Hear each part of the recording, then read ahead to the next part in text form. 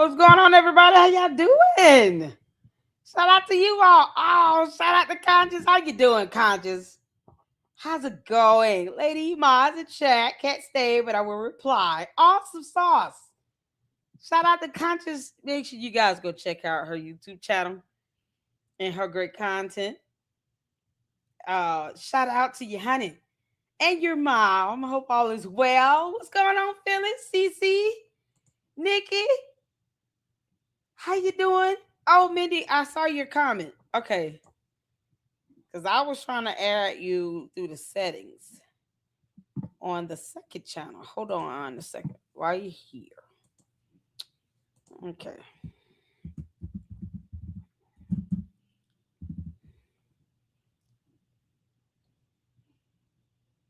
I'm not seeing it. Am I putting it in wrong?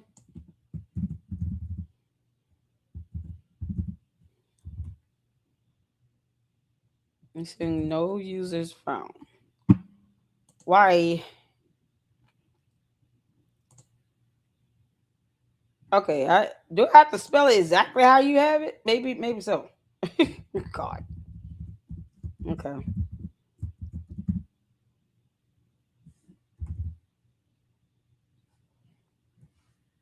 It's not coming up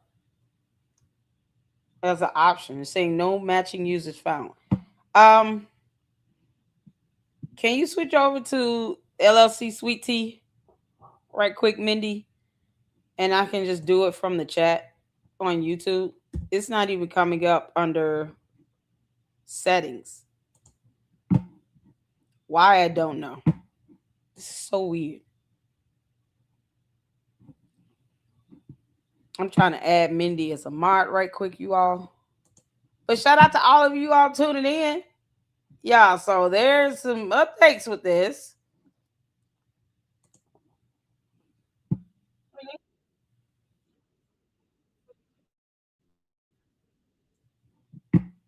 Okay, hold on.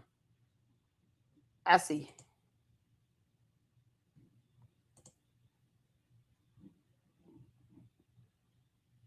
Oh, this is on the main. Hold on.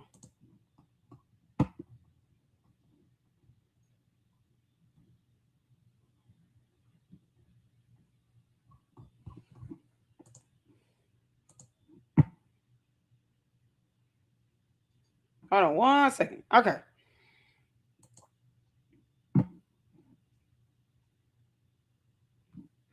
Okay, cool. I see you.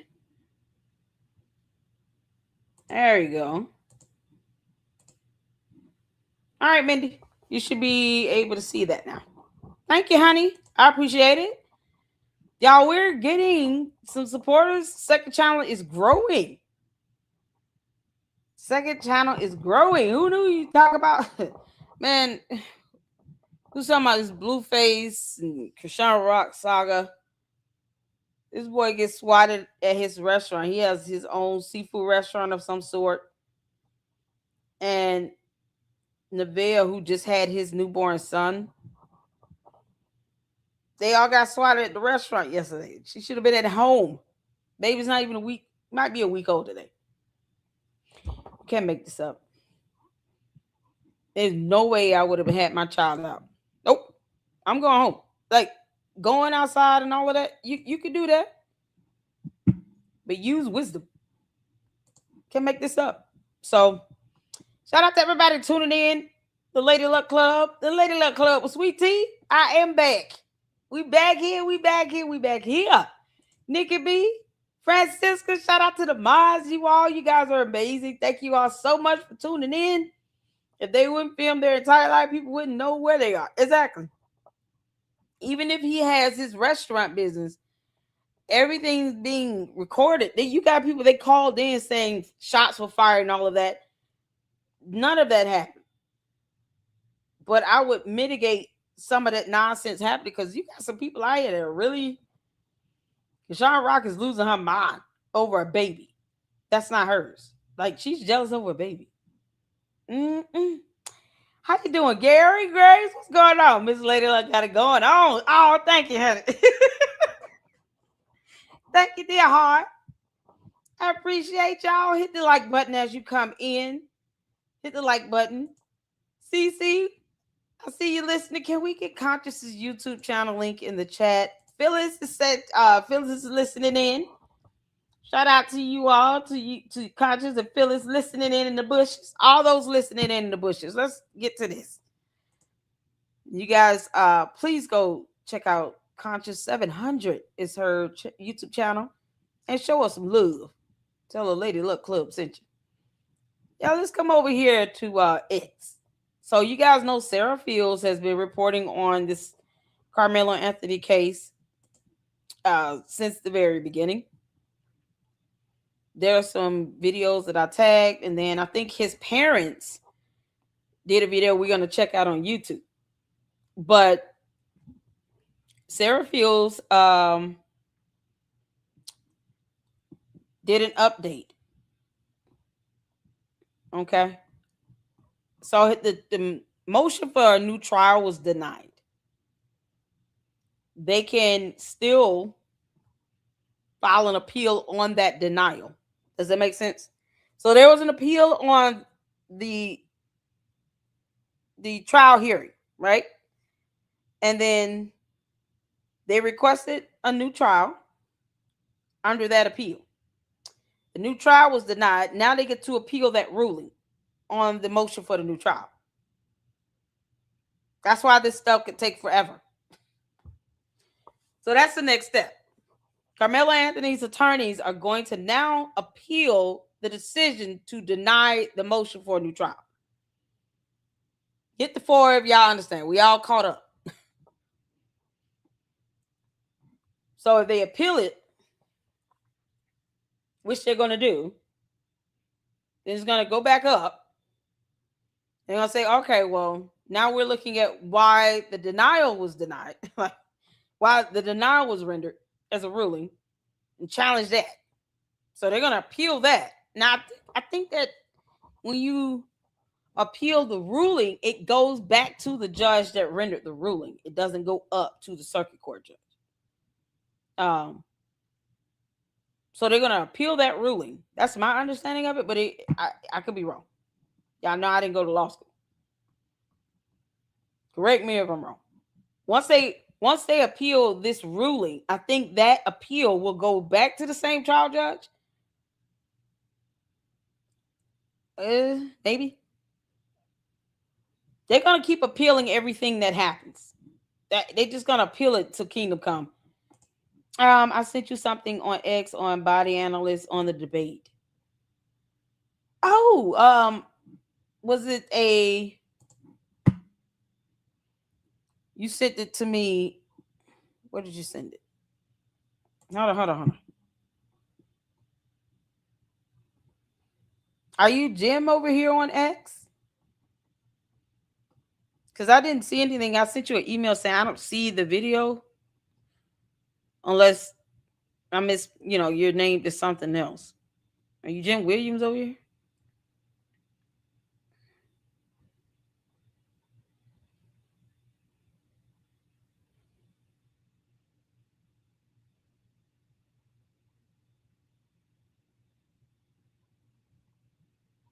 Let me know.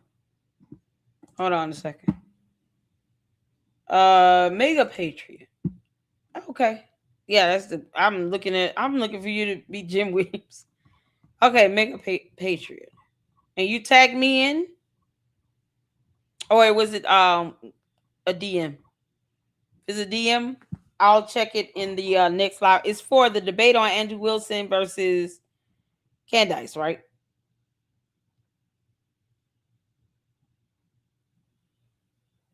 I try my best not to pull up my DMs on live. I don't,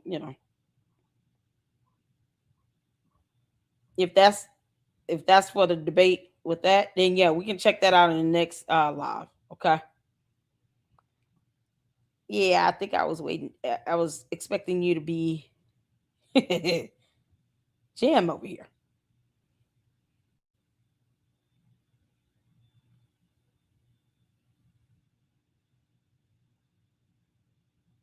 Oh, the evidence from the EP files. Yeah, we talked about the EP files forever. So I'm like, what? I did a couple videos. S Files did 2 or 3 videos. Shout out to No Reply and his fantastic research. Candace got relatives that were connected to the Epstein files. I mean, that goes to show like people aren't really like they want to be kind of ignorant when it comes to Candace and her connections to the Epstein files. Like, child, she is. Okay. All right. Let's get back to it, y'all. Now I know what to look for. Make a patriot. If not, can't please, yes, send it to me in the email. Please, please, please. The video link, if you don't mind. Please do it. Then that way I can know to look for it and we can check that out. We typically watch the body language. What's his name? Is it Jesus something? Iglesias or something like that. He does a great job. Plus he's funny. But like most people get sick of Candice. Good grief. Yeah, I think it's Jesus and something. Enrique. People get sick of Candice. Candice is a dumb demon. Can't make this up. Let me get some music going. Y'all, we're gonna get on it. I know I'm behind on this. I feel behind from the first live stream on the second channel. But I appreciate all of you all tuning in. Thank y'all so much. You guys are amazing as always. Okay, here we go. Y'all notice the thumbnails and things are different, updated, the banners, the look of the channel. Tomorrow, the second interview with TPUSA. We're still praying that they go ahead and, move me on to the next step. So I have a screening tomorrow with TPUSA. Yay. I'm excited. This is going to be completely new and different for me. And I'm here for it. Shout out to Andrew Coley for recommending that I send my resume. That was amazing. That's absolutely amazing. Let's see here. So let's get to Sarah Fields. Karmelo Anthony's own motion for a new trial reveals claims of substantial family violence. An extremely interesting detail is contained in Karmelo Anthony's own defense filing seeking a new trial. This isn't an allegation coming from social media, the prosecution, or someone criticizing the Anthony family. It is an assertion made by Anthony's own attorneys in their own filing asking the court to grant him a new trial. According to the defense, they had significant mitigation evidence available during sentencing, but chose not to present it because they were relying on an agreement they say they had with prosecutors. I have covered this previously. I see no reason to get into it again. All right. Anthony's attorneys state that they had an expert ready to testify regarding a risk assessment and psychological profile of Anthony, but did not call that expert. Then comes this. The defense also did not go into substantial family violence that Anthony had witnessed and been a victim of in his home. That is coming directly from Karmelo Anthony's own defense in his effort to obtain a new trial. His attorneys are telling the court that Anthony allegedly witnessed substantial family violence and was personally a victim of violence in his own home. What does that have to do with him bringing a knife to school campus? You can't bring a deadly weapon to school property. And this wasn't even his school. Why would you bring that knife? Why would you pull it out your bed after sitting there under a tent and being told to get up? They're not thinking to we asked him why he didn't get up, Your Honor. And he just, looked at us and stared weirdly and said, I didn't feel like it. Imagine that. Imagine the attorneys actually asking their client, why didn't you just get up when they asked you to get up from the tent? Because see here, logic cannot be devoid in the court of law. If someone comes up to you, I don't care if you are a teenager in high school, and says, hey, this tent is reserved. I get it's raining and all of that, but this tent is reserved seating for our team and blah, blah, blah, right? You don't know anybody there. So you claim. And the person you want to allege invited you over there, it's not saying anything to mitigate this issue. They wouldn't ask him to get up 15 times if he was invited to sit over there. Because that doesn't make common sense at all. Because wouldn't the person that invited him over there take his defense and defend him and take his side? Wouldn't that happen? Like, hold on, wait, no. I invited him over here. My bad. I didn't know I couldn't. But I invited him over here. That's the only reason why he's sitting over here. He just went over there, sat down. He wasn't talking to anybody. If you had the invitation to sit over there from someone, because they love to lie like hell about this. Like, we can't see with our own 2 eyes what we saw in the video. If you have someone invite you over there, wouldn't you sit with that person and talk with them? Wouldn't there have been some sort of indication that he was invited over here and he is sitting next to the person and conversing with the person that invited him over there? Because why would he sit anywhere else other than sit next to your friend, Make it make sense. Y'all see what I mean? Logic cannot be devoid in the court of law. They come up with the dumbest excuses to try to justify him not getting his ass up. And if his attorneys were to ask him, why didn't you just get up? They asked you 20 times to get up. What's his excuse? I ain't got to get up. Well, okay, well then, the judge doesn't have to grant you a new trial. You can't walk around with all that arrogance and then expect the judge to give you something. What you mean? You can't even explain why you didn't get your bum ass up. And the person you claim invited you over there, that's if he's even claiming that. Because so far, that's just come from a bunch of people on the internet who want us to believe something that did not, be shown prevalently in the video footage. Oh, he was invited over there. By who? Why did he sit next to the person that invited him over there? He wasn't talking to anybody. He wasn't hanging out with anybody. None of that. He just sat over there in a random spot. Looked like he was just on his phone. You get invited over there to the tent, and you're not even talking to anyone? Who invited you? Pick him out. You see how stupid that is? They're putting common sense to the side for no damn reason. And that's not how that works in court. You have to use common sense. So these are common sense questions that the jury would have asked, that the judge probably is going to ask, that his attorney should be asking him. Y'all hit that like button and tell me what number you are. All these questions here. It isn't a matter of,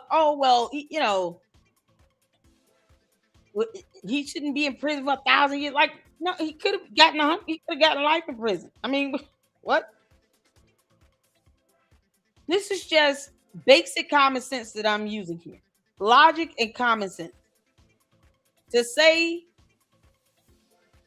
that there was no justification of him not choosing to just get up and to avoid further conflict is asinine. Absolutely disgusting. I don't think anybody invited him over there. And these people are out here, his supporters, out here trying to defend him by lying. And they defy logic because the question comes down to who invited him over there. Who? Exactly. Who invited him over there? Why didn't they testify? That's what I'm saying. Why not naturally? If Mindy sees me out at a track meet, she's like, hey, lady, come sit over here. Wouldn't I sit next to Mindy? Who did he sit next to when he went underneath that tent? He sat up there on this bleacher by himself. He wasn't talking to anybody over there. He wasn't socializing at all.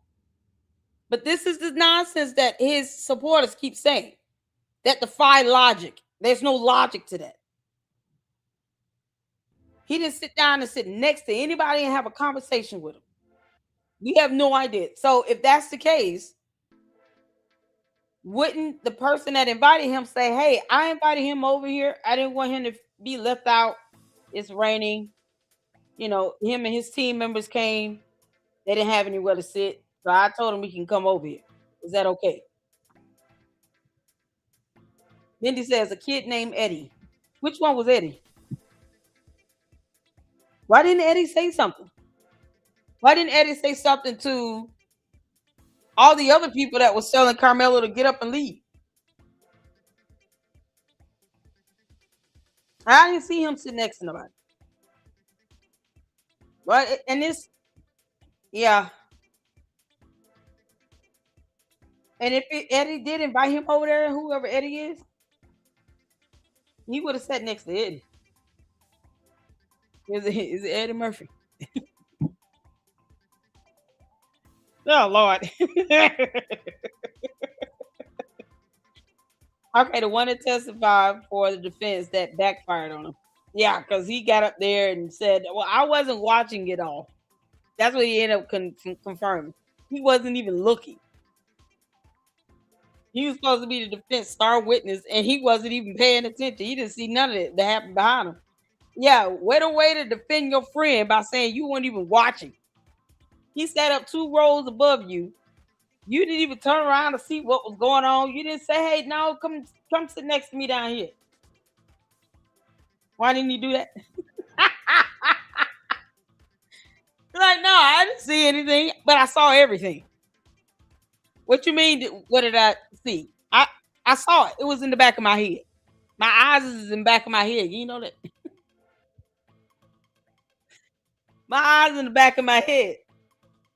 I don't have to turn my head. I got a set of eyes back there. It wears glasses and everything. It's the whole thing. You can't make this stuff up. That's a whole thing. It's a whole brain back here. It's like it's a whole person back here. God.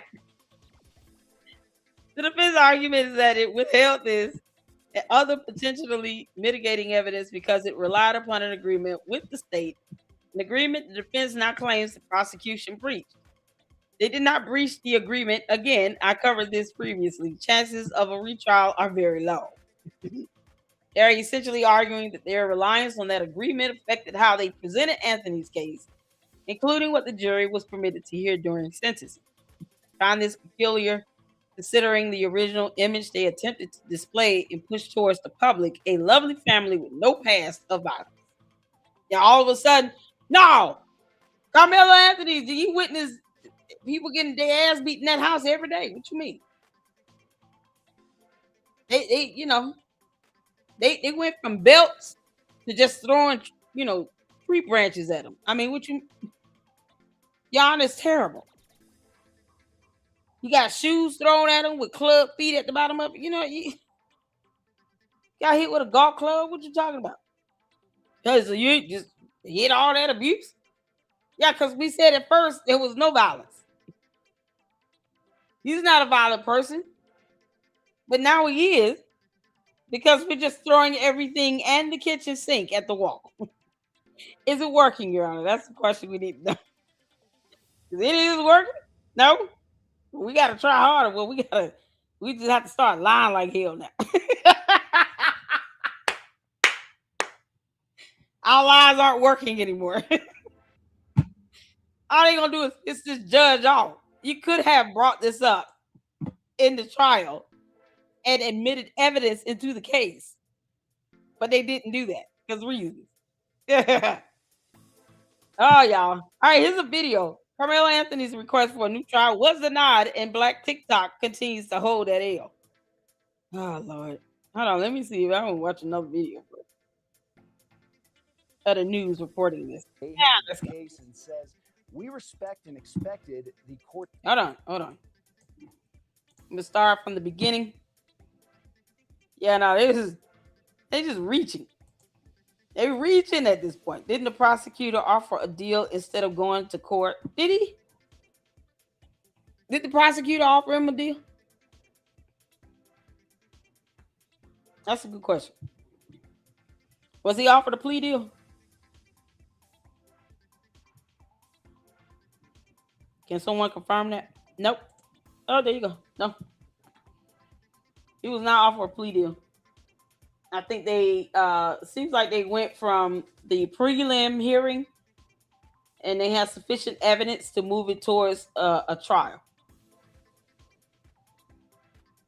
They could have gone for life in prison without possibility of parole, but the jury decided upon uh, the jury decided upon what 33 years or something like that, and still murder. So let's check this out, you all. Hit the forward you can see in here. Let's get to it. The Collin County District Attorney's Office is standing by the way they handled the case and says, we respect and expected the court's decision denying the motion for a new trial. The jury's guilty verdict stands, and we remain confident in the process. The next step for Anthony is appealing to the Texas Fifth Circuit Court of Appeals. That process is not going to be a quick one. A case typically takes around a year or so to be heard, and during that time, Anthony will continue serving his 35-year sentence for murder. The Collin County District Attorney's Office is standing by the way they handled the... Ooh, child. Yeah, that new trial doesn't get him out. Okay, then we have the order denying new trial.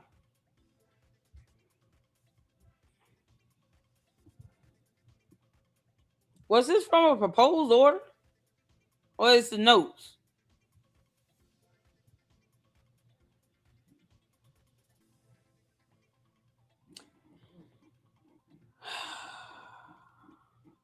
Is it missing something up there?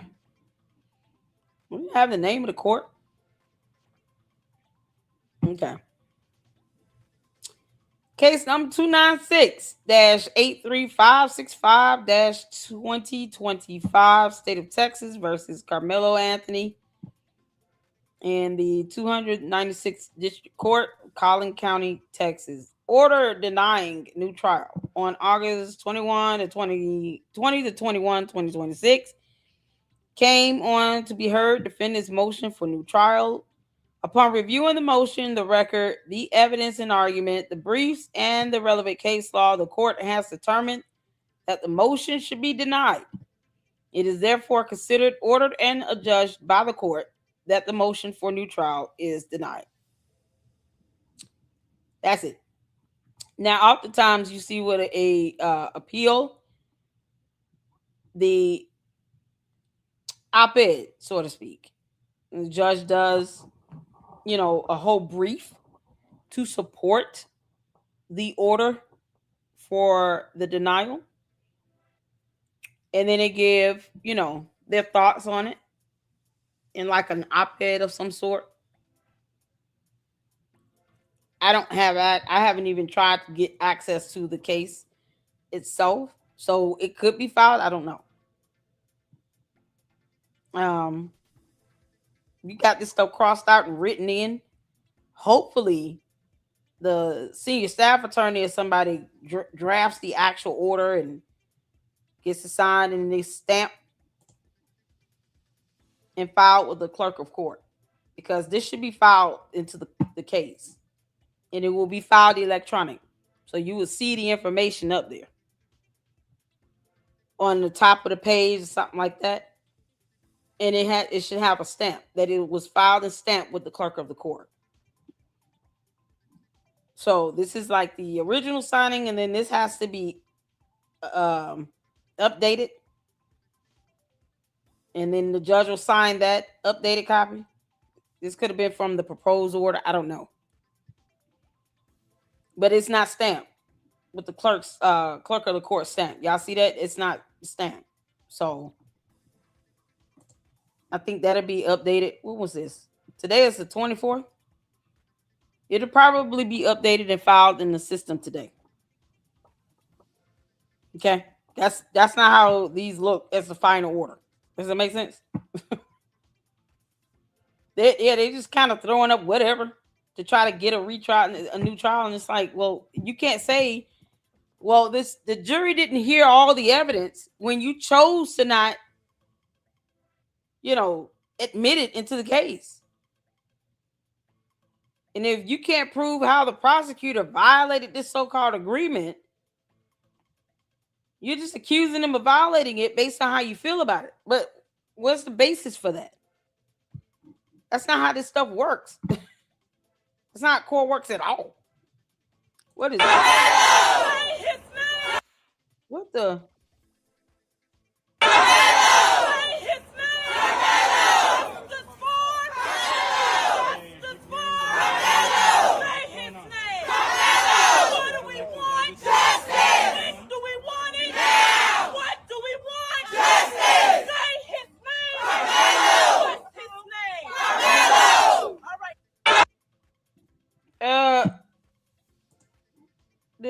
The motion was denied.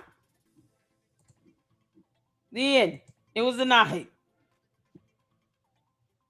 Somebody said I can't stop laughing. We were out there protesting. Y'all see this? This is proof. And I keep saying this to these dumbass cult members and candy ass cult members. Just because you having the whole fit and a tantrum about evidence and stuff not going your way and you don't like it does not mean it has an effect on the court. What's going on in the courtroom?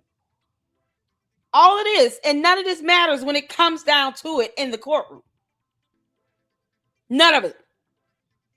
Judges don't operate on your feelings, and you don't want that to happen. You don't want our judicial system to be flooded with people's emotions.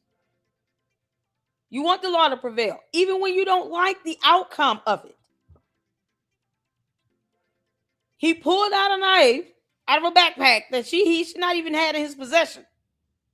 He would have went to jail either way. If they called the police to have him removed, he still would have went to jail for having a knife on school grounds. And I already put up the law on that. His supporters don't even want to Google and read laws. None of it matters in court. You're not forcing the judge with your protest to do a damn thing. And if you dare try, the FBI gonna intervene, then you're gonna go to jail. It's that simple. So all this and for what? Good grief. They act like this stuff somehow matters in court. It doesn't. It just damn don't.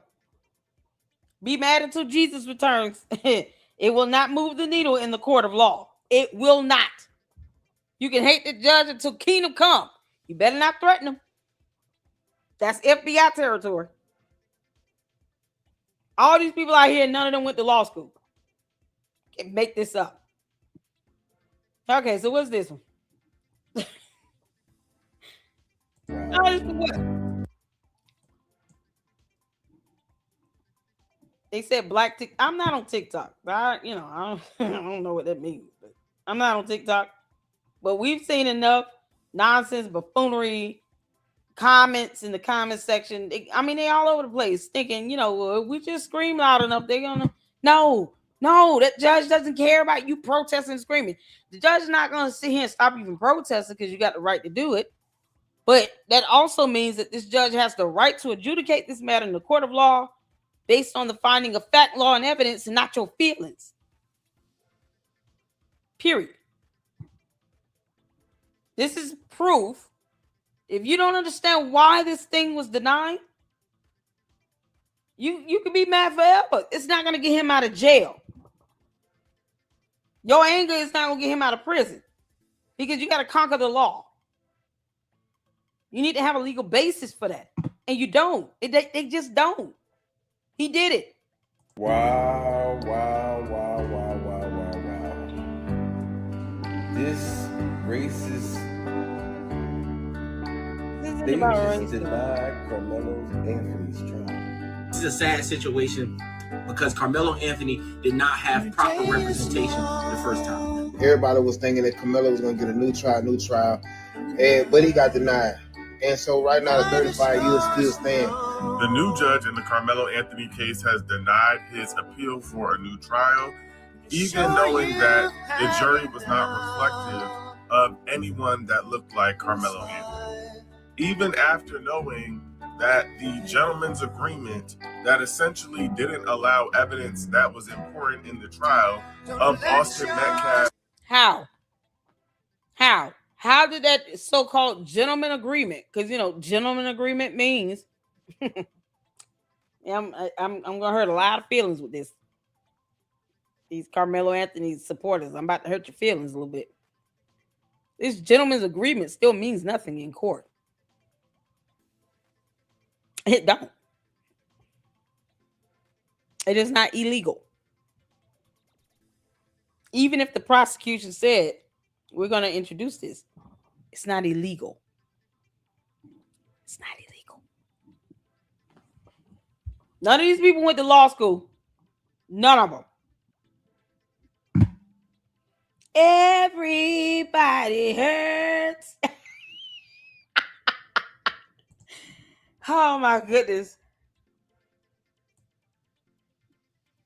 It's not illegal. Oh, it is that. Oh God. It's louder than the people talking. See that? Y'all, please don't put music on the video. Oh, I was looking forward to watching. You can't make this up. That took me to an article. Nah. I want to see a video. Hearing continues today. Wait. Okay. As the judge. Oh Lord have mercy. Let's go over to YouTube, y'all. We got a video over here. His parents said, we're the victims. Even though now his attorneys are claiming it was this violence and blah, blah, blah. But we're the victims, though. No, we are the victims. We're the victims of laws not bending in our favor, regardless of whether it's justice or not. Forget precedents.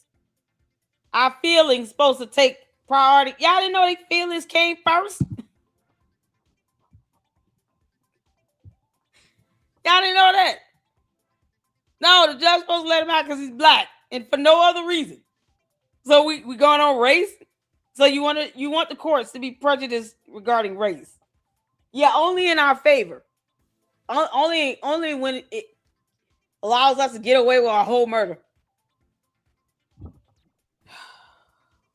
Any other time, no. We want justice to prevail when it comes to race. Everybody else race, but for us, none of us should go to prison ever. What?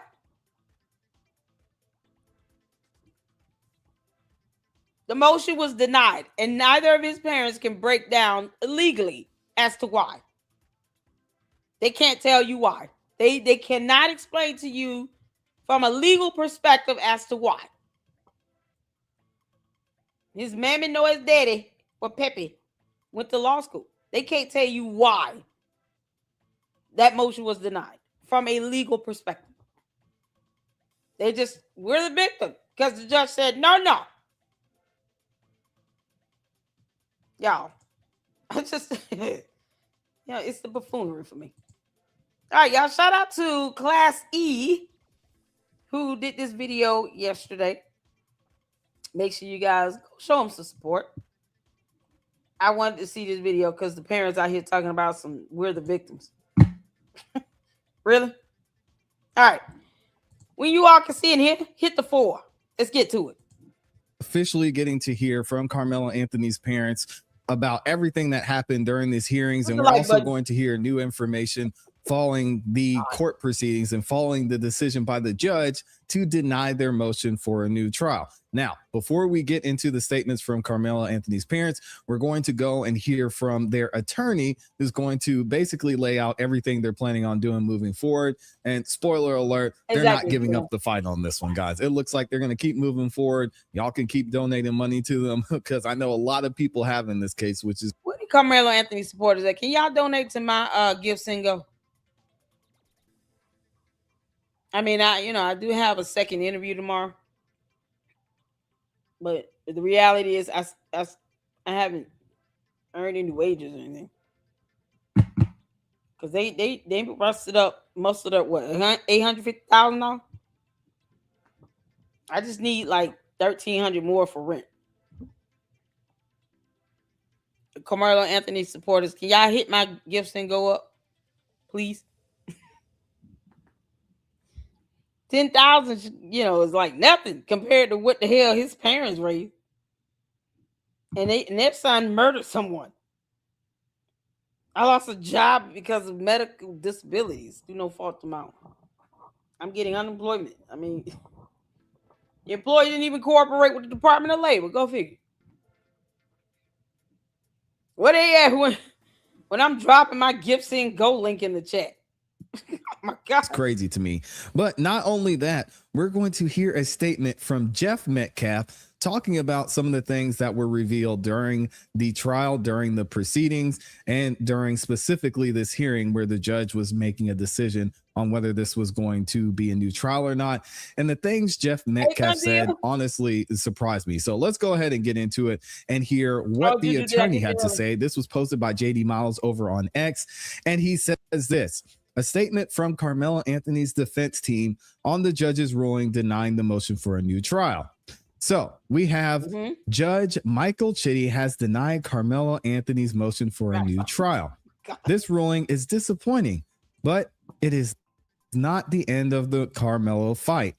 His legal team will continue to pursue every available legal remedy and seek meaningful review of the substantial issues raised in this case. Basically, guys, keep sending in your money.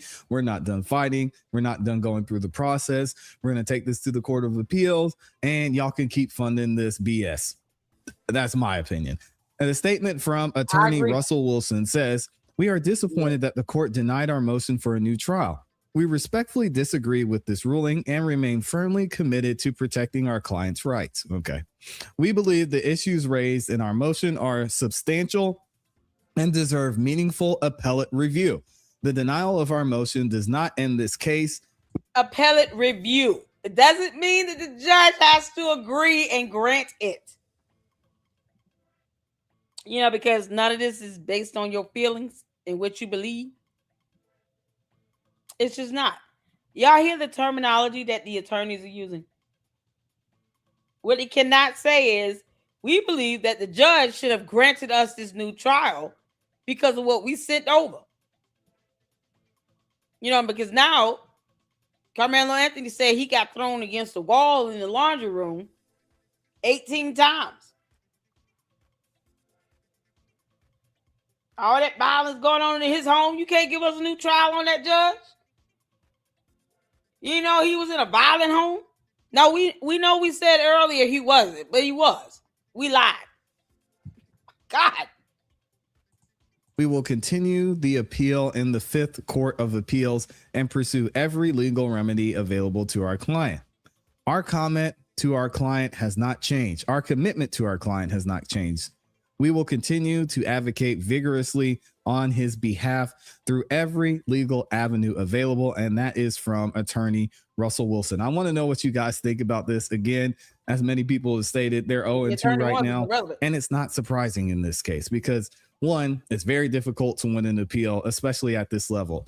Two, a lot of the things that they were said and the issues they had, in my opinion, as someone who is a very novice studier of law, it does not violate his constitutional rights in any way. The information was there. They had an agreement. Karmelo Anthony was a part of the process, and he was acting, and his attorneys were acting on his behalf. So again, I thought it was going to be hard to prove from the beginning, and that's why we're at this point we're at now. We've had a whole attorney here in the Lady Luck Club speak on this. Dennis Sperling, shout out to Dennis Sperling podcast. Gil, the whole truth. We've had a couple of attorneys speak on this. And what it comes down to is there was no legal premise. Just saying I don't like the ruling is not sufficient. Saying we're advocating for him in this is not sufficient. What is the legal basis of this? And that's why we had attorneys come into the Lady Luck Club to speak about the chances of an appeal being won. A whole attorney came here and said it is very, very low. Shout out to Dennis Sperling podcast. Y'all go make sure you check him out on his YouTube channel. And if you need, an attorney to represent you for personal injury, Dennis Sperling, Gil with the whole truth, they're there. I think Nicholas Brooks does he do personal injury or just civil matters? We got like 3 attorneys, and I think we're gonna try to link up with the bearded lawyer. I love talking with attorneys for this reason. So we can actually go back to an interview with whole attorneys that went to law school. And Dennis Berlin was like, listen, he even said, I believe that he should have had a black lawyer, but I don't think he has a chance of getting an appeal. He was very honest. And he laid out, the legal reasonings as to why.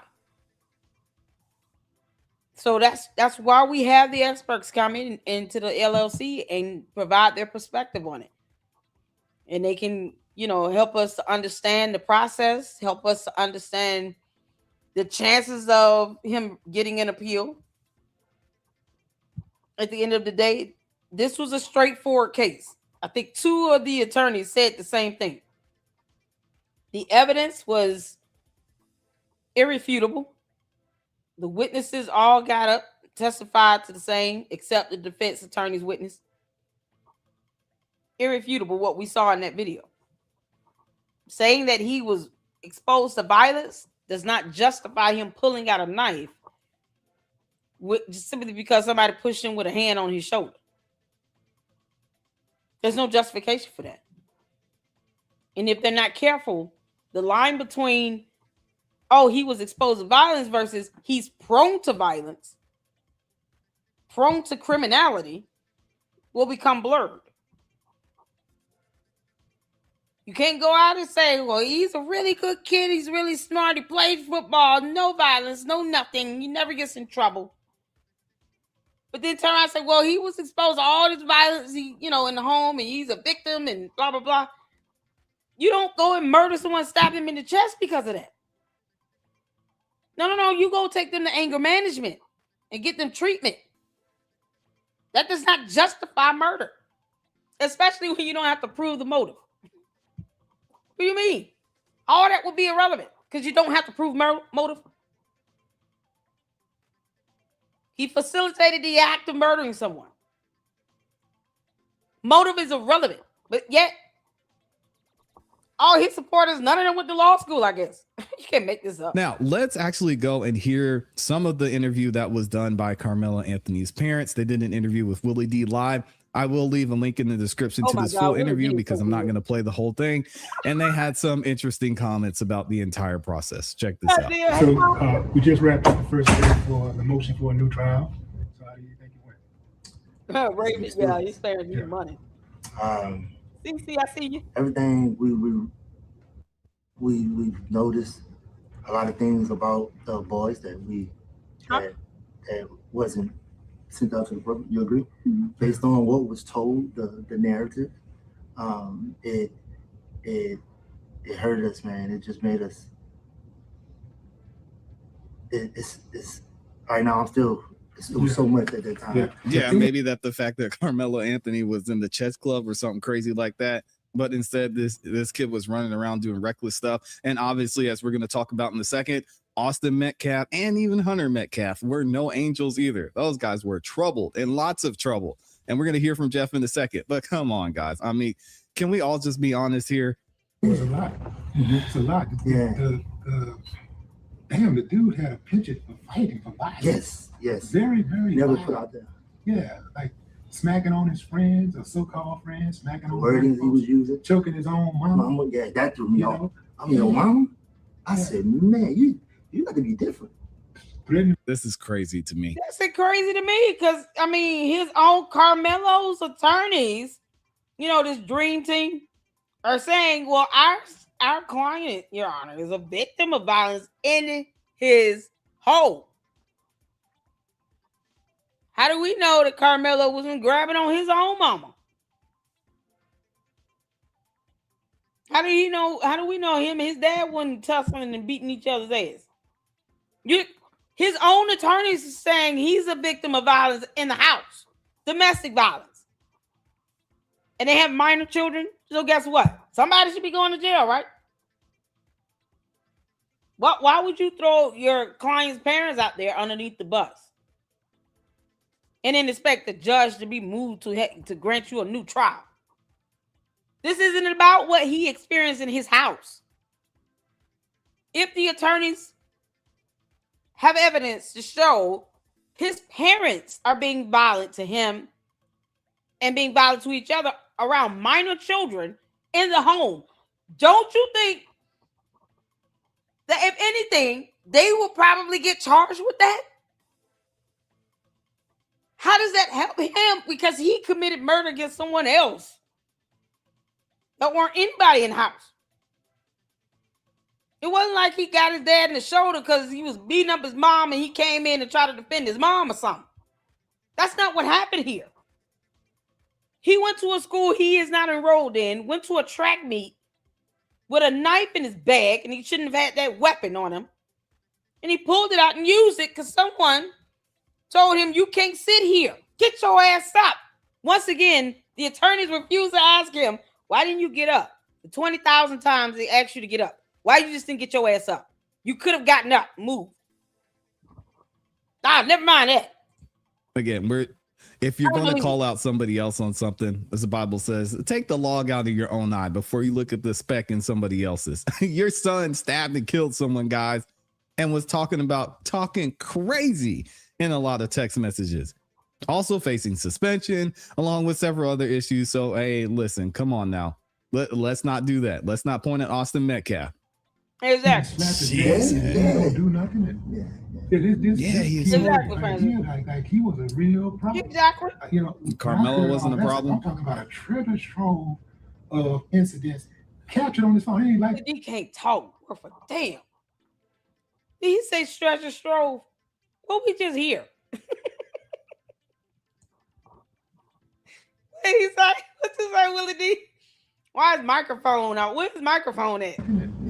He's horrible. Right here, like he was a real problem. Karmelo wasn't a problem. I'm talking about a treasure trove. Y'all heard that? Treasure trove.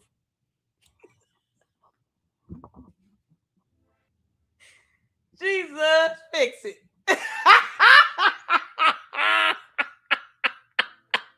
We gotta get a logo design for Jesus, fix it.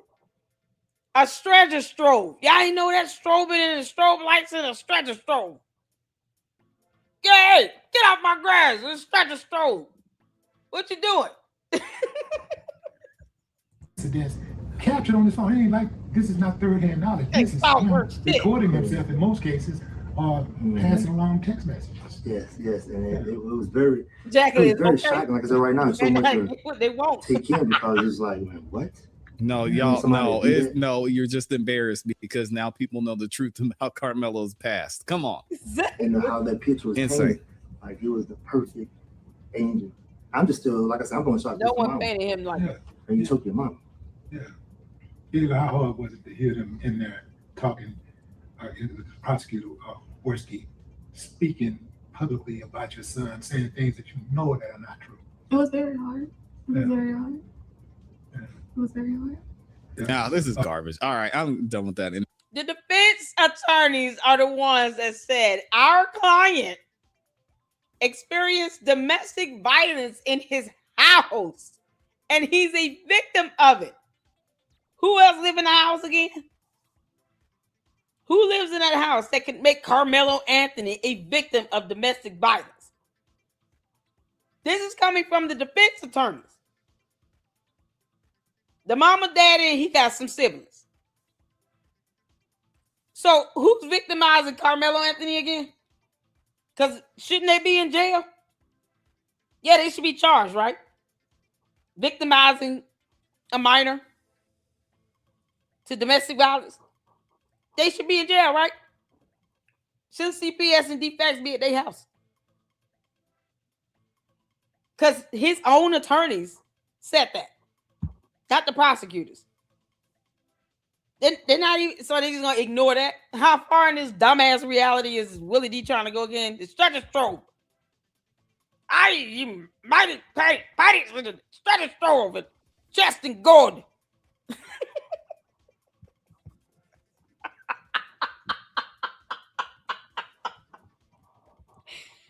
You making me speak pirate up in here.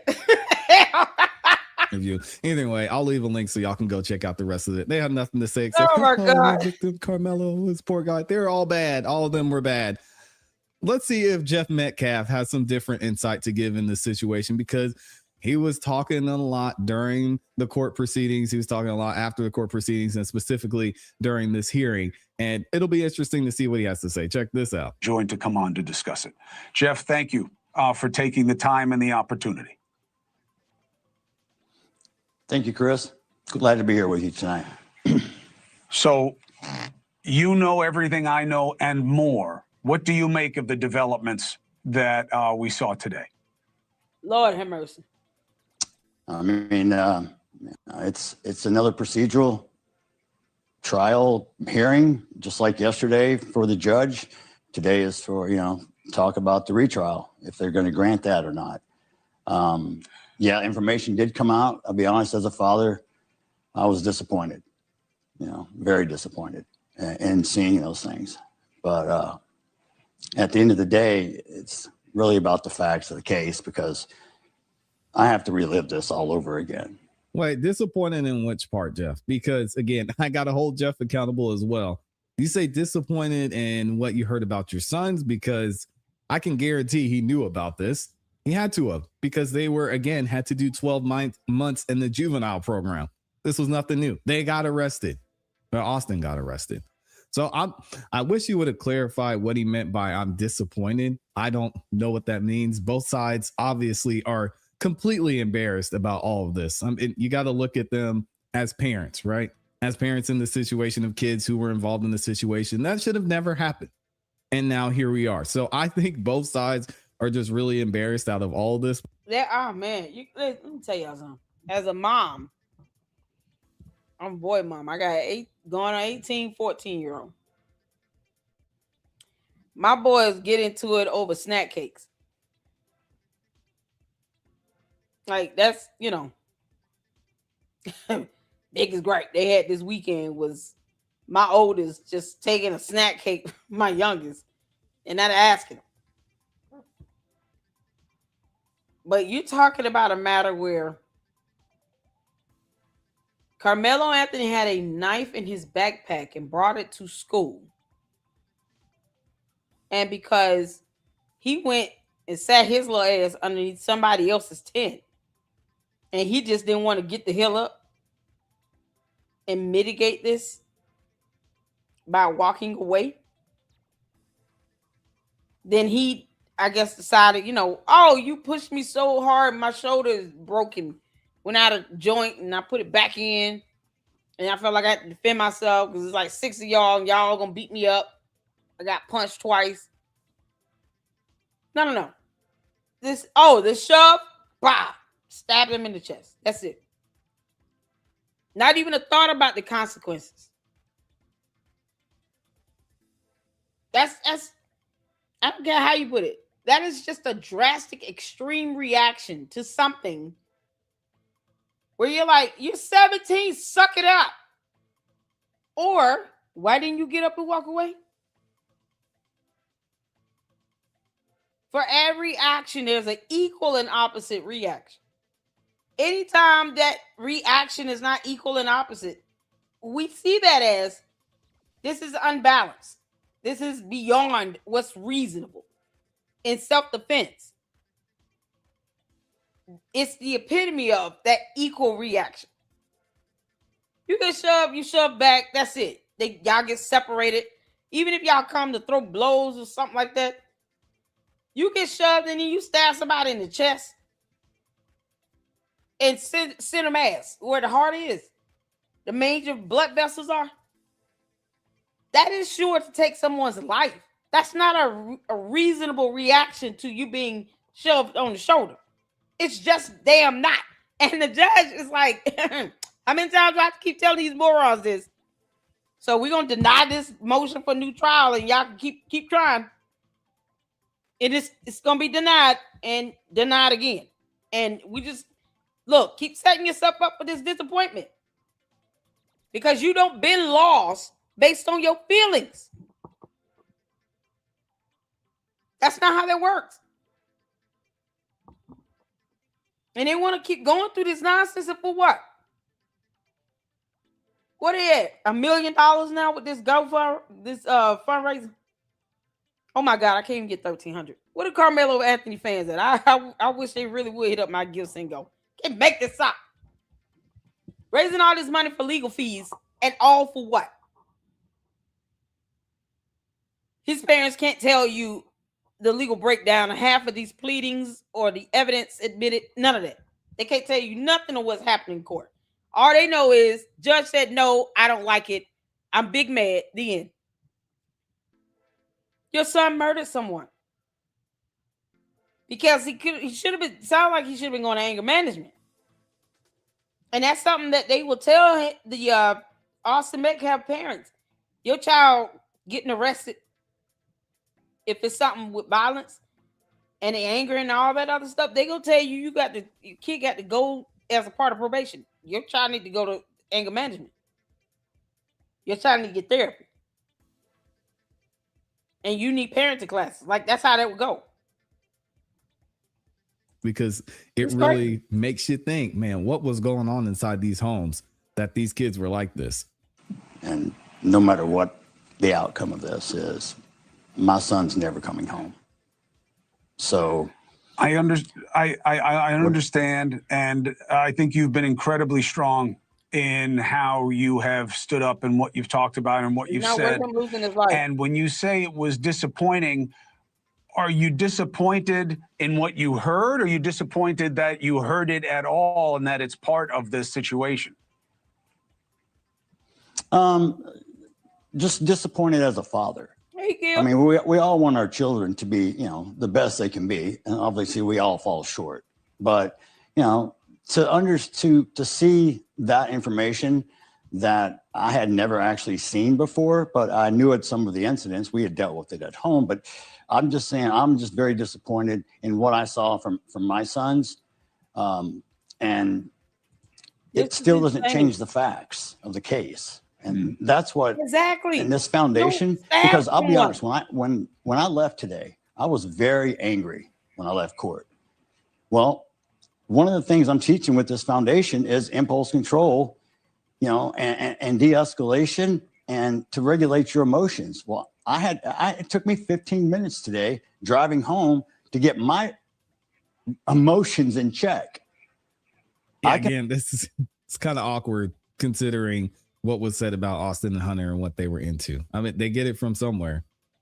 So again, just be accountable, guys. It's okay. We understand. We don't get it right as parents all the time. And when you have the situations like this, you really have to look in the mirror and say, dang, how could I have done better? Now, Jeff is actually doing something in this case and trying to pay it forward when it comes to sending a message about basically what I've been saying on this channel. Just say he's disappointed as a father. And he knows that his son, if he was arrested, he knows all that. It doesn't mean that his son should have been murdered. Because another angry kid took that, oh, you shoved me once, as a moment to just go ham and stab him in the chest. That doesn't warrant it. And as opposed to him getting his ass up and walking away to even eliminate them asking him to get up 20,000 times. Clearly, they didn't want him sitting over there, so get your ass up. Like, I have to teach my kids, don't be stubborn to wisdom. Sometimes the scenarios, it's not even worth all that. Then tell them to go outside and ride their bikes. Get that energy out. If your outlet is football and all this other stuff, you got to have a level of aggression, to play football, right? They talk trash to each other out there on the field. They doing this in high school, in middle school. And you hoping that you can get a scholarship or something out of this football thing. You trying to get some money to go to college with it.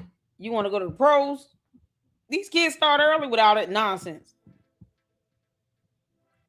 But what they're not learning is how to de-escalate. Because someone shoving you on the shoulder should not lead to someone being stabbed in the chest. No. And now you want whole judges in the court of law to let you out of the prison. No. He gonna be in there 35 years. Your ass in there. You'll learn how to get up when somebody tell you to get up. If this is his way of learning how to de-escalate, so be it. Stabbing people in the chest is not the way to go. And the parents are not saying that. His parents, Karmelo Anthony's parents, don't even give a damn. They don't give a damn at all. They don't care. Yeah, no, our son should not have stabbed anybody in the chest. Are you kidding me? Hands to yourself. But the other side, not so much. Still playing the victim card. Let's keep going. I can understand how people can make a split-second decision, and it can be the wrong one. And it can put someone in a grave or someone in a cell. And that's why this foundation is why I started it, the Austin Metcalf Foundation. So we don't have situations like this. So people don't feel like I feel today. Because I'm telling you as a parent, you don't ever want to feel this pain. And nor would I wish this upon my worst enemy. And to sit there and watch my son be dragged through the mud again today. You could have got left life. The same stuff that was said for 14 months. Yeah. If you want to try to assassinate character, it's do what you think is right. But at the end of the day, the facts are very simple. He stabbed an unarmed child to death. And that's it. End of story. I agree with him on that, but still, I mean, to hear from both sides, it's tragic. I mean, I can't imagine what they're feeling right now. Karmelo Anthony's family, Austin Metcalf's family, because this situation, thinking back, I'm sure they realized it. Maybe if I would have done something better, it could have been prevented on both sides. Keep your hands to yourself. I want to know what you guys think. And specifically, someone asked a question in the comments that I thought was interesting the last time we covered this about the foundation. Do you all think the text messages, what happened, what Austin and Hunter were involved in is going to affect the foundation moving forward? Because again, a lot of people are looking at it now and saying, oh man, I didn't realize all this was going on inside the house. What were y'all doing up in there that they would want to write these racist things in graffiti and your kids were getting arrested? Again, it's an interesting statement. Where's that video at? Karmelo Anthony reportedly fantasized about knives and stabbing someone in the hours before he killed Austin Metcalf. Put his hands on me. I told him not to. He put his hands on me. It is a bombshell up. Do y'all remember when I said that because he acted with impunity, he had no, he didn't care who it was. Austin Metcalf probably could have been any kid. Do y'all remember I said that? What if he would have went to another tent and stabbed another kid for shoving him with one hand? Hit the floor. Y'all remember me saying that? If he was already at a point where he felt like he was just going to stab somebody that day, Austin Metcalf just so happened to be the victim. I said this when the video footage came out. I said the way it looks to me is he went out, he passed by 2 or 3 other tents, sat underneath this one, didn't care about de-escalating or anything because he could have gotten his ass up and walked away. And he didn't. And if this would have happened in any other tent, he probably would have stabbed that person as well. So I don't think it matters whether it was Austin Metcalf or somebody else. Y'all remember me saying that? I have like 2, 3 other videos where I did on this. I said, I don't think it matters at the end of the day who it is. Because if this is his whole reaction to this, especially with him being told to get up and move, and he doesn't move, knowing that that's going to now escalate into something bigger. And as opposed to him de-escalating and walking away, it's like, I'm just waiting on someone to put their hands on me. So you were going to do this regardless. It would have been some other victim. So either way, you just going to stab somebody in the chest today? You can't make this up. I said that. I said, I don't think it matters who he stabbed. It just seemed like he was gonna do this regardless, because he didn't even want to de-escalate. Boy, this is something else. And now look, text messages confirm exactly what I said. Update from prosecutors in an appeal hearing today over Anthony's attempt to have his murder conviction overturned. What's your name, man? Karmelo Anthony, K-A-R-M-E-L-O. What this means for Anthony's efforts to argue that his original trial was unfair. We're on the case presented by Law and Crime. I'm Chris Stewart. I called it.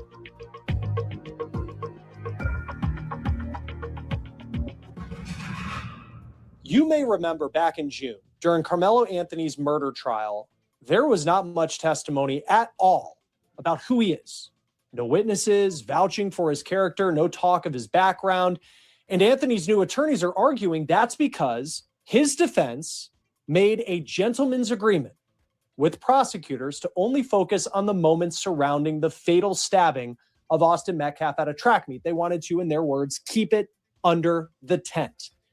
Well, today, during this hearing that's been going on to determine whether Karmelo Anthony should receive a new trial, prosecutors reportedly revealed a big piece of information that may explain why Karmelo Anthony's original defense team agreed to keep things under the tent. Shocking text messages that Anthony allegedly sent related to knives and stabbing. Wow. Karmelo Anthony is requesting a new trial, and today is day 2 of a hearing in Texas to decide if he's going to get one. He was convicted of stabbing fellow track athlete Austin Metcalf to death at a track meet, high school track meet in Frisco, Texas in April of last year, right outside of Dallas. He put his hands on me. Now that's the body cam video of the aftermath of the incident, and you'll remember that Anthony ended up under Metcalf's team's tent as this meet was going on. The two of them reported. He would have went to jail for having the knife. That's what people keep forgetting here. You're not permitted to have a weapon on school ground. And he had a school that's not his school. He's not enrolled there.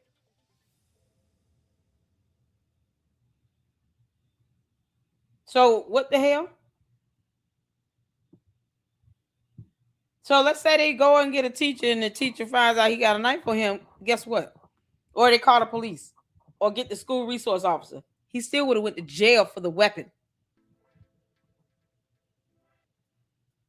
You can't make this up. There is no excuse for that. I even brought this up to Dennis Sperling. A whole attorney was like, oh, yeah, that's right, Lady Luck Club. You're right. He still would have went to jail because of the weapon. This is a deadly weapon because if you use it, you stab someone on the part of the body where it can lead to imminent death. That is considered a deadly weapon. So stabbing him in the chest, more than likely to the point where it penetrated a major blood artery or his heart, led to his death. Yeah, no, because of a shove. Laws don't care about your feelings. So F them. Laws don't care about how you feel, which is why he's still sitting here disappointed at how dare this judge denies the motion for a new trial. Meanwhile, none of these people can explain legally why it was denied. They don't even understand why. They're just, oh, it's not fair. Oh, he shouldn't have put his hands on him. That's not how self-defense works. Because we have laws of the land. One thing you don't get to do is walk around and violate and break laws and then think you're supposed to be above the rule of law when it comes to the punishment. He's still in prison. Really exchanging words, and when Metcalf gets up to physically remove Karmelo Anthony from that tent, he shoves Karmelo Anthony, and there was that blurry surveillance video that showed it. And in response, a split second, Anthony takes a knife. Why run? Oh no, he should have. Why run? Why run? Yeah, because you shoved me. He should have put his hands on me. Why are you running? Oh, is it because you realize you did something wrong? Because otherwise, why would you run? Now he can get his ass up. Funny how he figured out how to get his ass up and move.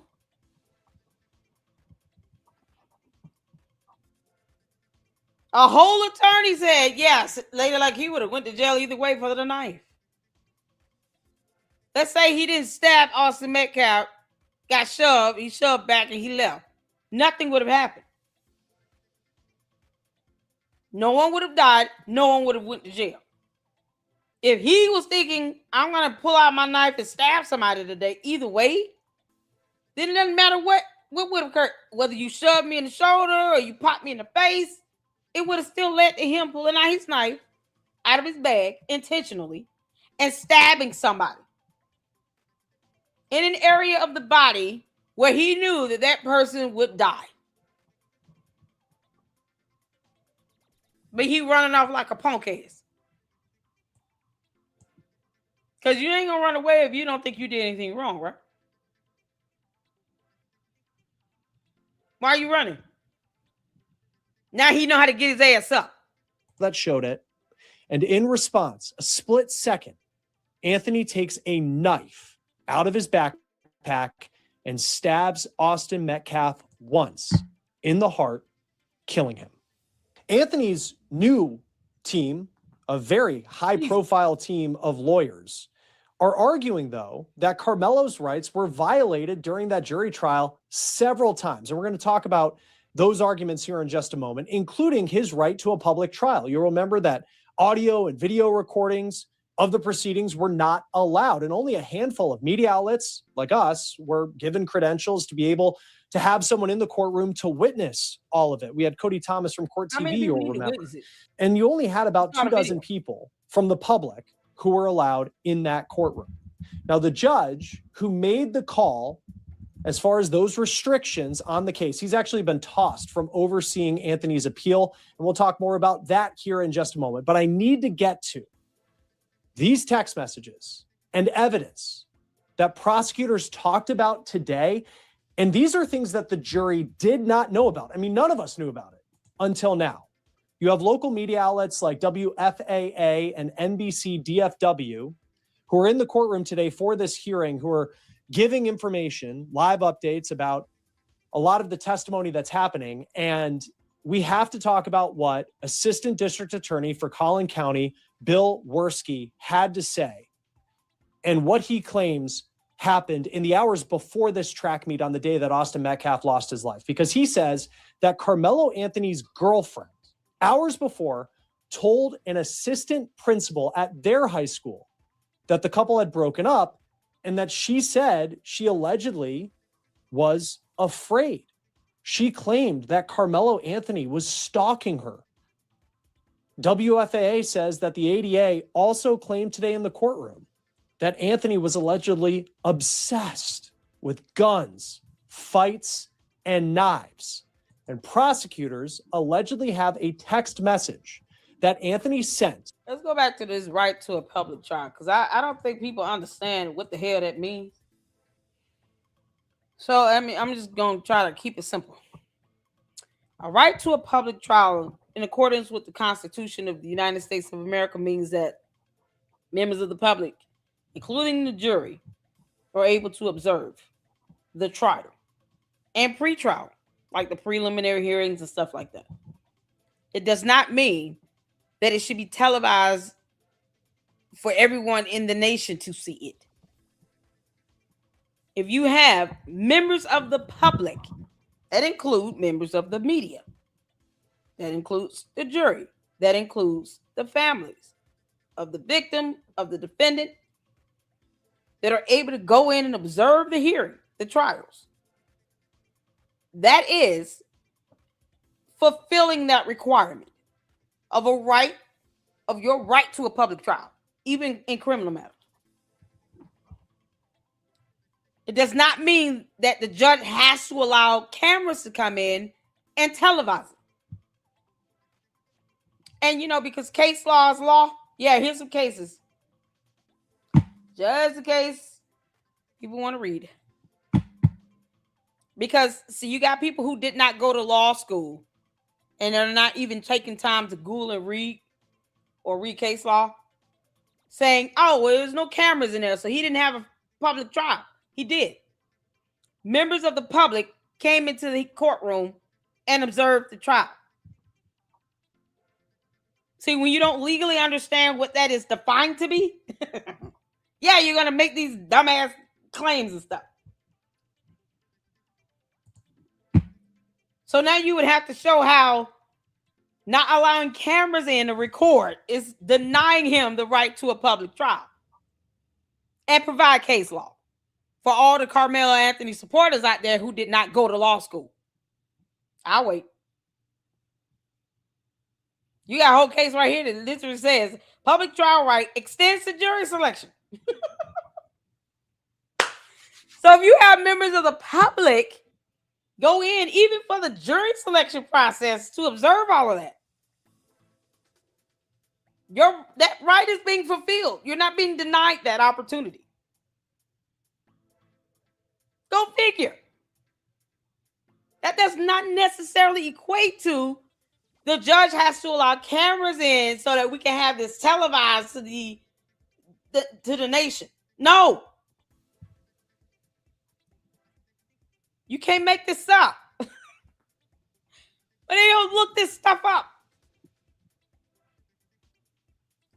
It's just unbelievable. They really think that. They really think, nope, right to a public trial means you got to let cameras in and record everything. That didn't happen. So he was denied that. Because they didn't go to law school? Oh, you can't make this stuff up. This is something else. This is something else. So no, the judge was like, what do you mean? You know, so we don't allow the public to sit here and litigate anything because they didn't go to law school. Do you all understand why I keep saying none of this stuff matters in the court of law? Your feelings about things don't matter in the court of law because that's not how laws work. If you can't even provide a legal argument to even try to even explain why you believe cameras should just be in a recording full time, then it's moot. Your feelings are moot. You don't care. That's not how it works. We have precedents in place for a reason. Refer to precedents. If you don't understand how the law should be interpreted and enforced, pull up case law. And you can see how the laws were interpreted and upheld in actual real cases. Oh my God. Precedence just sets the standard. Typically and ideally that the judge typically adopts. So, okay, this was decided upon in the U.S. Supreme Court based on these factors and this evidence and the claim. Okay, cool. So I will just adopt that. That's how that works. I'm just trying to keep it simple because people really think, oh no, cameras must be in there. Who said that? Who said that? Yo, you still here? Oh, you welcome, Juanita. Who said that? Y'all, we got case law. Lord have mercy.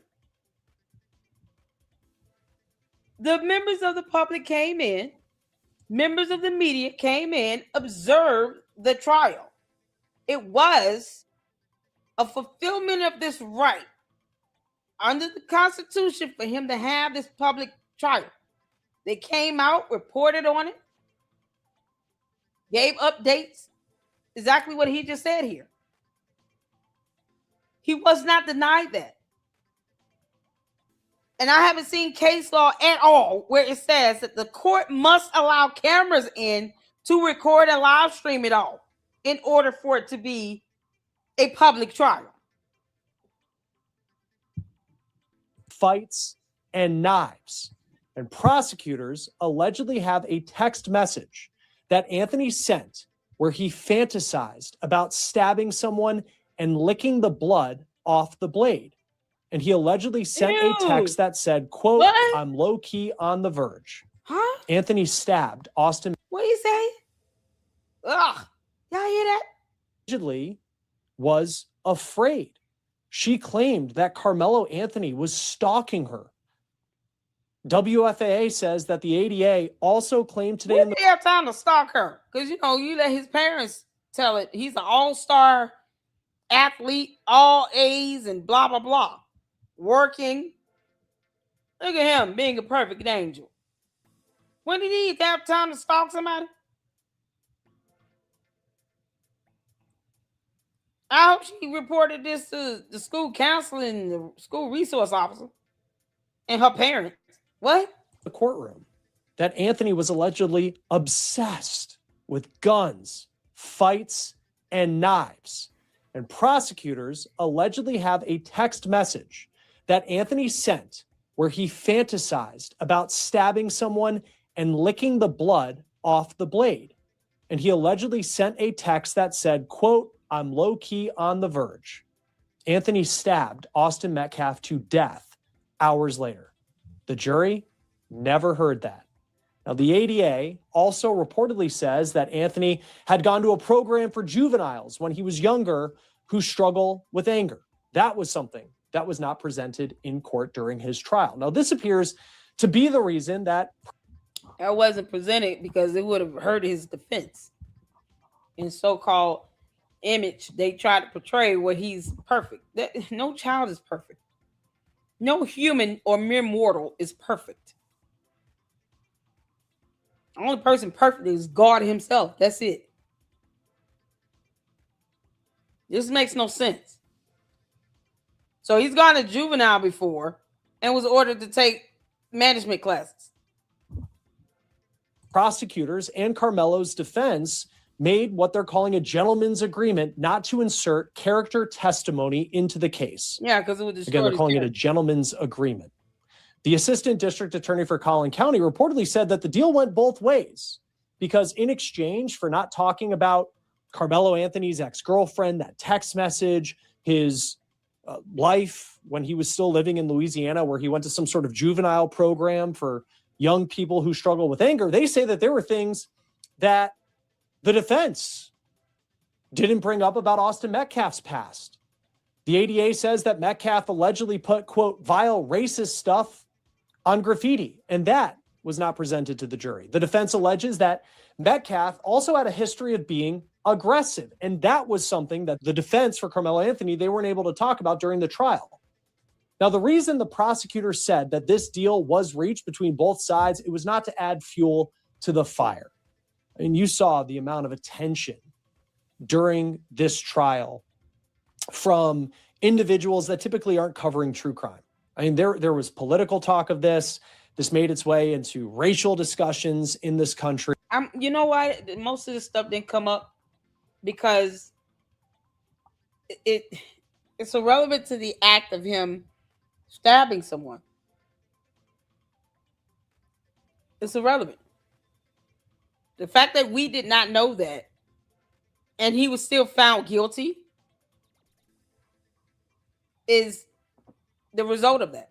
It's proof of that. We did not need to know that. The jury didn't need to know that in order for them to just focus on the facts of the case. And then the jury deliberates from that based on the evidence and the facts of the case itself. So all of these enhancers regarding their character and all of that with the graffiti and text, like, you leave that out of the equation and he's still guilty. Point proven. If you keep all that out of it, Karmelo Anthony is still guilty because he still chose to pull a knife out and tell him, touch me, see what happens. Punch me, see what happens. He didn't even say anything about him calling me the N-word or he, was throwing out a bunch of racial slurs. Karmelo Anthony never said that. That was never even a complaint. I don't agree at all with the racist graffiti. Kick rocks. We don't do that. But having left both sides of this character development out of the equation allowed them to remain focused on what we saw in that video footage. Funny how Karmelo Anthony never said one time, he called me a racial slur. Did they ever come up? No, it didn't. You know why? Because a shove does not warrant you stabbing someone in the chest. Period. And he didn't call him a racial slur in that moment. He can't even say that this was racially motivated. No, all these other people outside protesting and doing all this nonsense are the ones making it racially motivated. The jury stayed focused on the evidence and the facts of the case and the law. Keeping out text messages from both sides, they still found him guilty and sentenced him to 35 years when he could have gotten life. The law says, yeah, you can lock someone up for life without the possibility of parole for murder. They had the option to go with a lesser charge. They didn't. They went with murder. And the prosecutor says they didn't want any of that to factor into what was happening in the courtroom. Now, the defense is arguing, though, this gentleman's agreement, and I'm talking about Karmelo's new defense, they're arguing that the agreement restricted witnesses from being able to testify that could have helped Karmelo Anthony tell his side of the story, like an expert on epilepsy, to talk about how that impacted, in their opinion, Karmelo Anthony's potential perception of a threat. He was diagnosed with epilepsy, apparently. Here's another. How does that help?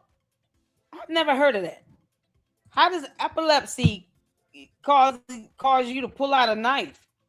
Why do you have it? That would be more of a reason why he should not be walking around with knives in. Somehow epilepsy causes you to see everything as a threat to your life, like someone's trying to unalive you. Because that's what the threat needs to equate to. You feeling like you're going to be unalived. Austin Metcalf didn't even have a weapon. What are we talking about? And that's a horrible, precedent to set to start, blaming everything on, blaming what he did in the murder he facilitated out on medical conditions where that's not a common thing.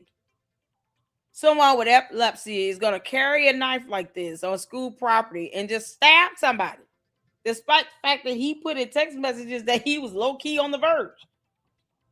And wanted to lick blood off knives is, oh my God, it's so disturbing and demonic.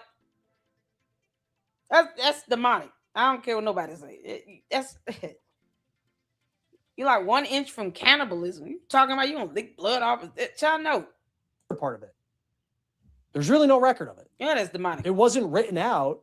It was only verbal between both sides because they did not want the media, for example, getting wind of it and reporting about it as the buildup to this trial went on. So there's a lot of layers to this story, as you know, if you're joining us here now. So I do want you, just before we get into a little bit more about this, I'm going to have Vinny Politan from Vinny Politan Investigates, Court TV. He's going to be here in a moment. I want you to write down a promo code for me on the case, get you a full month free of Law and Crime Plus.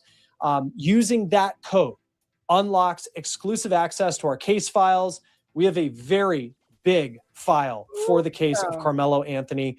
Believe there's some body cam video on there. Of course, a ton of documents, things for you to see. We have several files, by the way, of a lot of high profile cases in true crime. You can listen to jail calls, watch interrogation videos, see body cam recordings, and read court documents from the biggest cases in true crime. And you can do it yourself. Plus, you get to watch shows for both Law and Crime and Court TV ad free. So go to lawandcrimeplus.com, enter promo code on the case, and claim your free month right now. Okay, turning back to Karmelo Anthony here. Another argument that Anthony's new legal defense team is making in their appeal is looking at whether Anthony was someone who had his rights violated when he did not testify in his own defense. Now, in a lot of self-defense cases, you see the person who's involved in the altercation get on the stand and tell their side of the story. But that didn't happen in this case. And the defense says on the last day of witness testimony in this trial, so right before Karmelo would have testified in his own defense, the prosecution declared that gentleman's agreement deal dead. Because they say, the prosecution, that the defense had already violated that deal and opened the door back during opening statements because they mentioned that Karmelo Anthony liked playing chess. Now, the defense says that Karmelo was then given, after the prosecution said everything's on the table, Karmelo Anthony was given 10 minutes to decide whether he wanted to testify in his own defense. And now that we know what prosecutors allegedly had, like those messages and the situation involving his girlfriend, talk of stabbing, fantasizing about those things, a history where potentially he was in some sort of program for kids who struggled with anger, all of that without this deal, that was going to be on the table, would have been fair game. And the defense said that because of that, Karmelo decided not to testify in his own. Is it just me or he just looked dead in the eyes? I mean, it just kind of looks like he's like, I don't care about none of this. And then every time you see him, he's either like this or he looks mad, like someone's inconveniencing him. Any person that can even muster up the thought to say, I want to take a knife, stab somebody, and lick blood off of, like, that's demonic. No one should be okay with that. Demonic. I think it's evil to sit here and put up racist graffiti. So, like Class C said, on both ends, it's disgusting and deplorable. But you want to take someone's life and lick blood off a knife. And he just looked dead in the eyes. Own defense. And to this point, the rest is history in a lot of ways. The jury took 3 hours, found him guilty of murdering Austin Metcalf, and Karmelo Anthony is now serving as much as 35 years in a Texas prison. Now, before I get Vinny Politan on here again from Court TV, I also want to talk about another big development that came in the last day in this case, because the judge who oversaw the original trial, his name is John Roach, he's been removed from overseeing this appeals process. Karmelo's legal team says that Roach was biased toward the courtroom verdict. In an interview with local TV station WFAA-TV, and this was days after the verdict, this is part of what Roach said. Yeah, they did. Yeah. You know why? Because they were picked based upon the law. They listened to the facts. Was he medicated? It happened here in this very courtroom, and they got a verdict. And so that's the process. Right. And whatever they say, they get it right. And on Wednesday, a judge decided that it would be best for Judge Roach to be recused in this case. All right, let's bring in Vinny Politan, host of Vinny Politan Investigates, VPI, on Court TV's YouTube channel. Good to see you, Vinny. Good to see you, Chris. Wow, here we are, right? Well, and I remember because Cody Thomas was in the courtroom for us during this trial, and each day that we did a recap, it was kind of like, where's... Okay, let me go to this video. Nate covered this. The Karmelo Anthony text messages are insane. Oh Just my God. Look at some of these examples. Prosecutors say Anthony repeatedly threatened to murder his girlfriend in text messages. Some of them saying, "How many bullets you want coming out of your chest?" And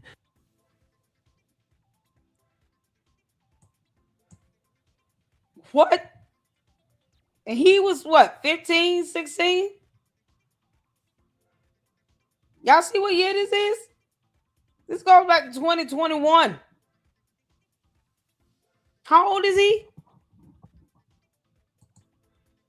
You got a minor child saying this in text messages, thinking this way. A boy talking about he gonna hit a girl. What you mean? The Karmelo Anthony text messages are insane. Just look at some of these examples. prosecutors say Anthony repeatedly threatened to murder his girlfriend in text messages. Some of them saying, "How many bullets you want coming out of your chest?" and "I'm going to get you," expletive. He also threatened her with a knife in one message and told her in another.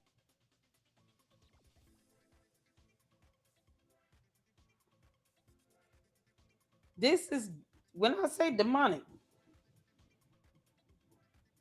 a human being wants to lick human being blood off a knife, right? Off a blade.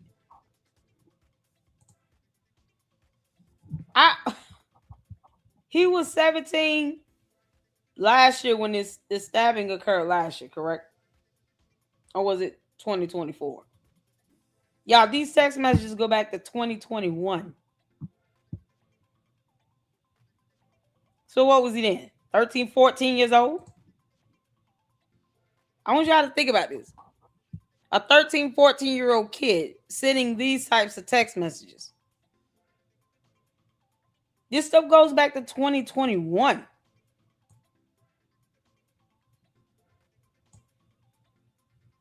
You can't make this up. And they didn't see this stuff in his phone? Y'all see this? November 17, 2021. We was fighting. I hit him in the face. I hit him so hard he had to stop fighting. In 2021. The Karmelo Anthony text messages are insane. Just look at some of these examples. Prosecutors say Anthony repeatedly threatened to murder his girlfriend in text messages, some of them saying, "How many bullets you want coming out of your chest?" and "I'm going to get you," expletive. He also threatened her with a knife in one message and told her in another, "When I stab somebody, I'm going to lick their blood off the blade." There are also text messages where he admits on at least 2 occasions to punching girls in the face. In a text conversation with a friend in 2023, prosecutors have messages from Anthony where he... Let me tell y'all something right now. Oh my God. I can't. My boys are so afraid of their dad. To an extent. They should have some little fear of them when it comes to them messing up. Let me clarify what I mean. I don't know if y'all remember the challenge that was on TikTok and Instagram about tell your parents to shut up or something like that. Like you tell your mom shut up and see what the dad does. And who was it? Who's that? Jimmy Kimmel did the shut up mom challenge or something. I asked my kids, I said, y'all want to I said, y'all want to try that? My oldest son looked at me. He said, no. He looked at me. He said, no. He looked at my youngest son, his brother. He said, no. So he was like, no. You trying to get us killed.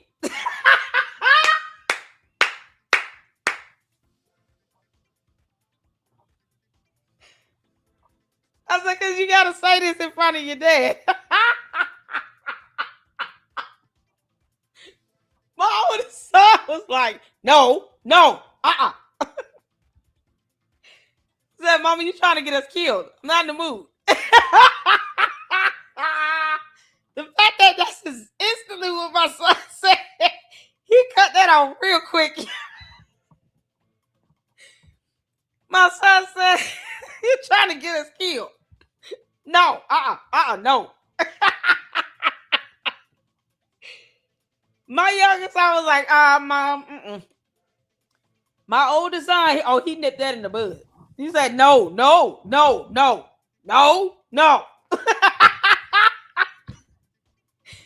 he was not playing. He was so serious. He looked at me, he said, you trying to get us killed. Just knowing that is the reaction my boys should have. Thinking even about something that is just a joke. That if they tell me to shut up in front of their father, they're going to get killed. My son was dead ass serious. He was like, no. You got this little boy, Karmelo Anthony, putting his hands on girls. And my kids are scared to do a shut up mom challenge in front of their father to tell me to shut up. What you think he would do to them if he found out they putting their hands on girls?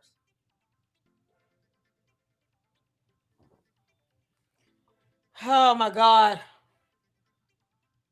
Like this stuff, you can't make it up. You cannot make this stuff up. What did his dad do about this? You mean to tell me he didn't know his son had been sending these texts? Ever so often, I don't care who bought the phones. I let me see what's in your phone. Yeah, okay. I restrict my kids' stuff on my end. There's websites you ain't going on. My youngest son, his phone still data goes off at 7 p.m. Eastern Standard Time. He can't even get on his phone after 7 p.m. That boy locks the hell up. I see fit that it stays that way because I can control his access from my end. I don't care what device it is. You put this stuff under your name and it falls under your profile, I can control your phone cutting off at 7 p.m. Whether he with me or his dad, it don't matter. And I always tell them, don't y'all think mama can see exactly what sites y'all going on? What y'all doing? I can see all your data in your phone. What you mean? Like this? How did his parents not know? He's not paying the phone bill. See, when you, Lord, this generation right here, you're not paying this phone bill. I know everything in your phone because you're not paying the bill. No privacy here. What you mean? Obviously, if you want privacy, pay rent. Pick a bill. You know, light bill, gas bill, water bill, rent. How we doing this? You want privacy, that means you paying bills. You buying a new phone, you paying the phone bill. How we gonna do this? What? This should never happen where they don't know he's sending these texts. You mean to tell me no one ever called the dad and said, your son put his hands on my daughter? Wrote, I'm going to shoot the school up tomorrow. In 2024, prosecutors say Anthony even attempted to assault a teacher. You gotta see this to believe it. You can't make this up. All right, people. Today we are back talking about the Karmelo Anthony case, and it has some crazy, and I mean insane developments you will not want to miss. All right, for those of you who don't know, Karmelo Anthony is a 17-year-old who went to a track meet in Texas, pulled out a knife, and stabbed another kid after he was asked to leave that kid's tent. The other kid's name was Austin Metcalf. It became a whole racially charged thing. And eventually he went to trial and was convicted of murder and is doing 35 years in prison. Let me interrupt you. The verdict is in. It is 35 years is the sentence, not under passion. 35-year sentence for Karmelo Anthony, eligible for parole after serving half of that time. Now, this became a huge, ridiculous issue about race because Karmelo Anthony happened to be black, the person he stabbed was white, and it became this whole race issue, which was ridiculous. So where are we at now? Well, Karmelo Anthony asked that the original judge, the trial judge, be removed because they said that he had some biases against Karmelo Anthony that he had expressed during an interview. Another judge agreed with that, so Karmelo Anthony's original judge was removed, and now a new judge is looking over the case to determine if Karmelo Anthony should be granted a new trial. Where the judge at the center of that high school track meet stabbing trial has been removed as the convicted teen is appealing his conviction. Okay, so now this is where things get interesting. See, Karmelo Anthony's attorneys and the prosecution had what's known as a gentleman's agreement, and the agreement was simple. No past bad acts about Karmelo Anthony or the victim, Austin Metcalf, could be brought up during the trial because it would just muddy everything up. But that limitation works both ways. Where now you couldn't put, let's say, Karmelo Anthony up as this good kid if he's been doing all of this other crazy negative stuff in the past. And that was the same for the prosecution. If you knew Austin Metcalf had all these issues in the past, you couldn't make him out to be some saint. You just had to kind of just leave it alone. Now, Texas Rules of Evidence already deals with this issue.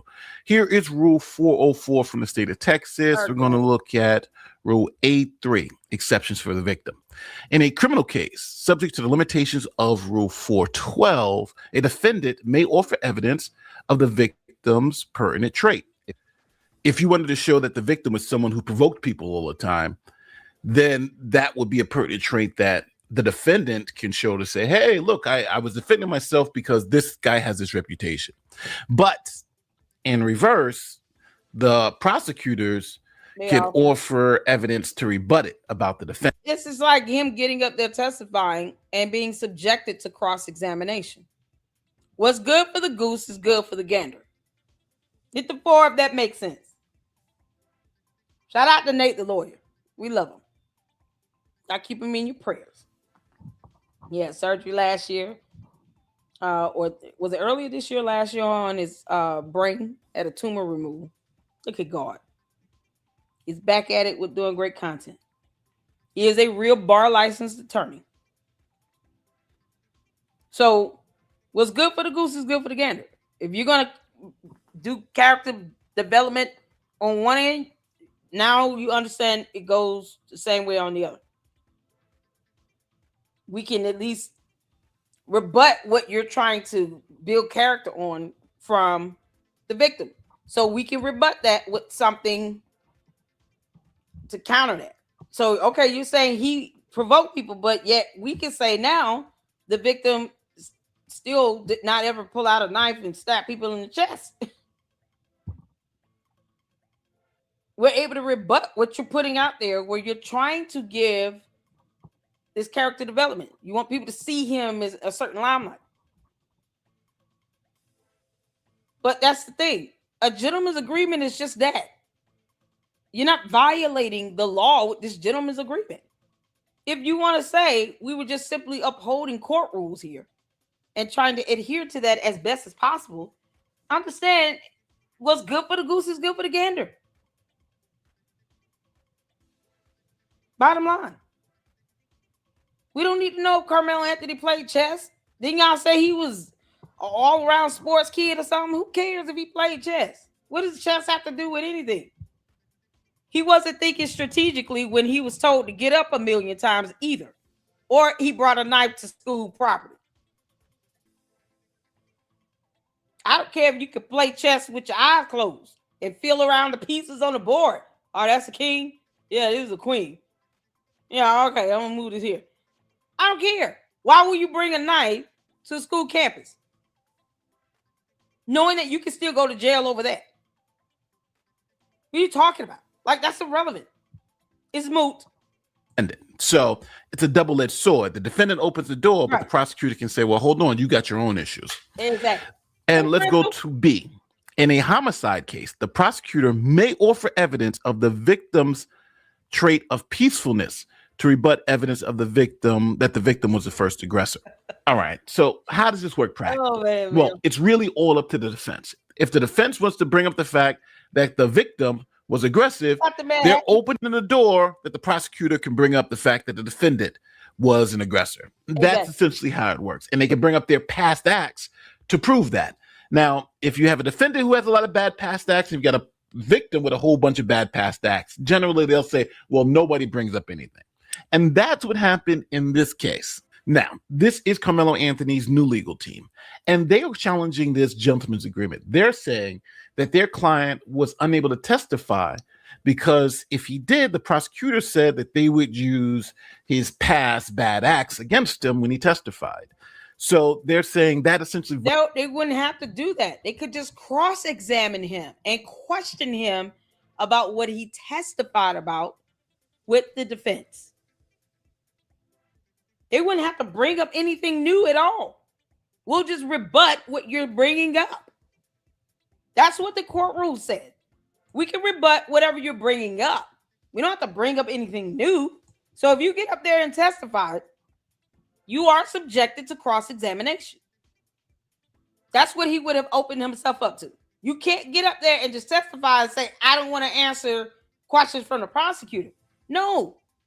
You get up there and agree to testify. You get cross-examined. So the cross-examination would be to challenge the things you just testified to.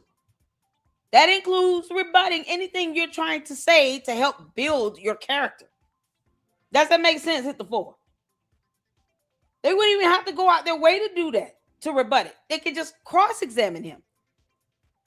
And somehow the defense is saying, we need to challenge that. No, you're trying to challenge the opportunity for them. At the very least, let's say he did testify, and that's all that the prosecutor did.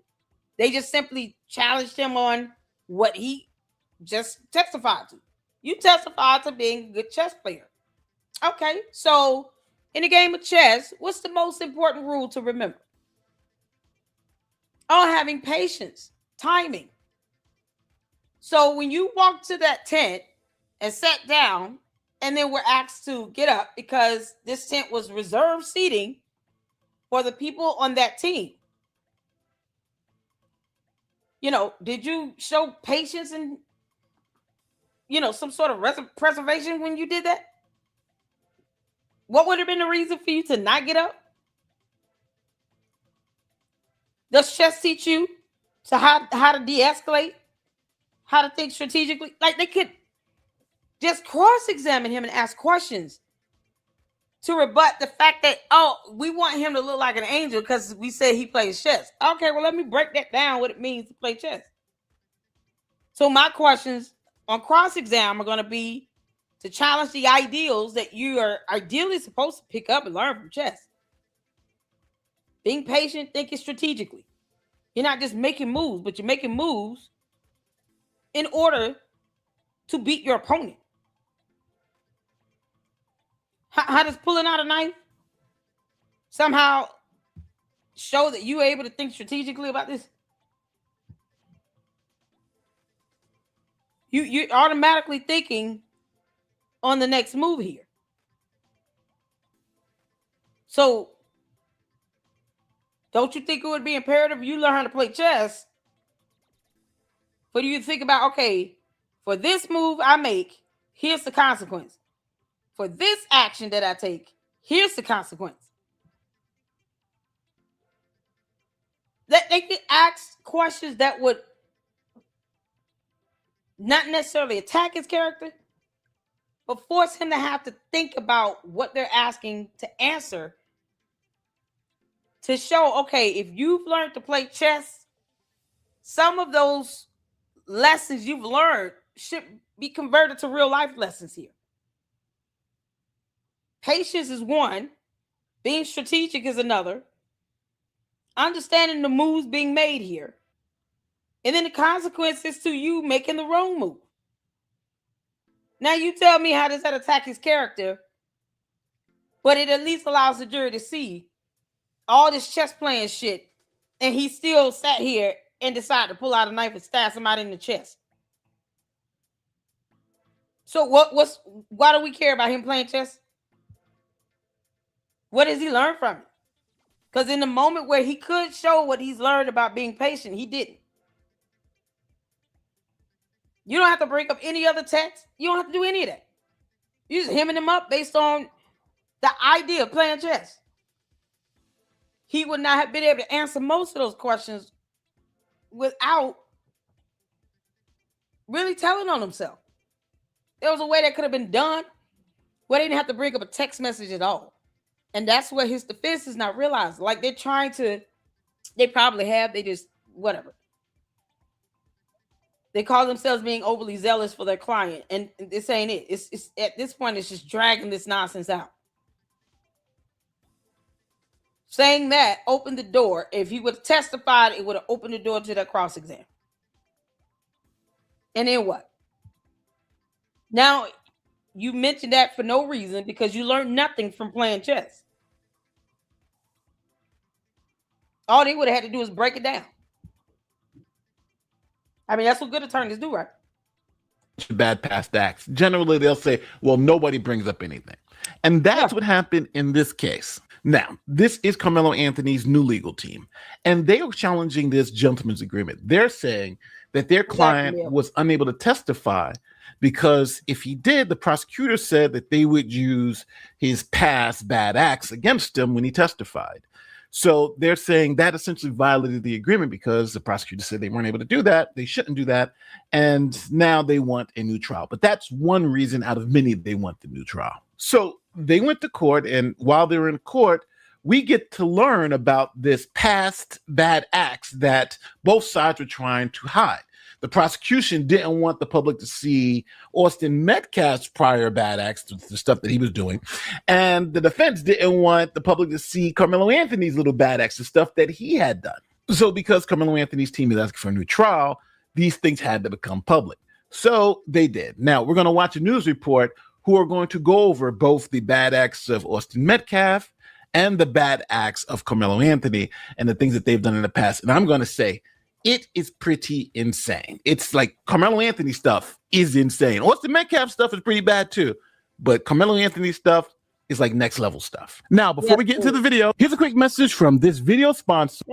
Duck for sponsoring this message. All right, so here we're going to start with Austin Metcalf's background report. Now, remember, this wasn't allowed in because the defense attorney was like, we don't want our guys' bad stuff to come in, so we're not going to talk about your guys' bad stuff. So let's start with the victim. These are the bad and troubling things that were in Austin Metcalf's past that wasn't presented to the jury. About Austin Metcalf's background report that was never presented to the jury. CBS News Texas has also learned new details about Austin Metcalf's background.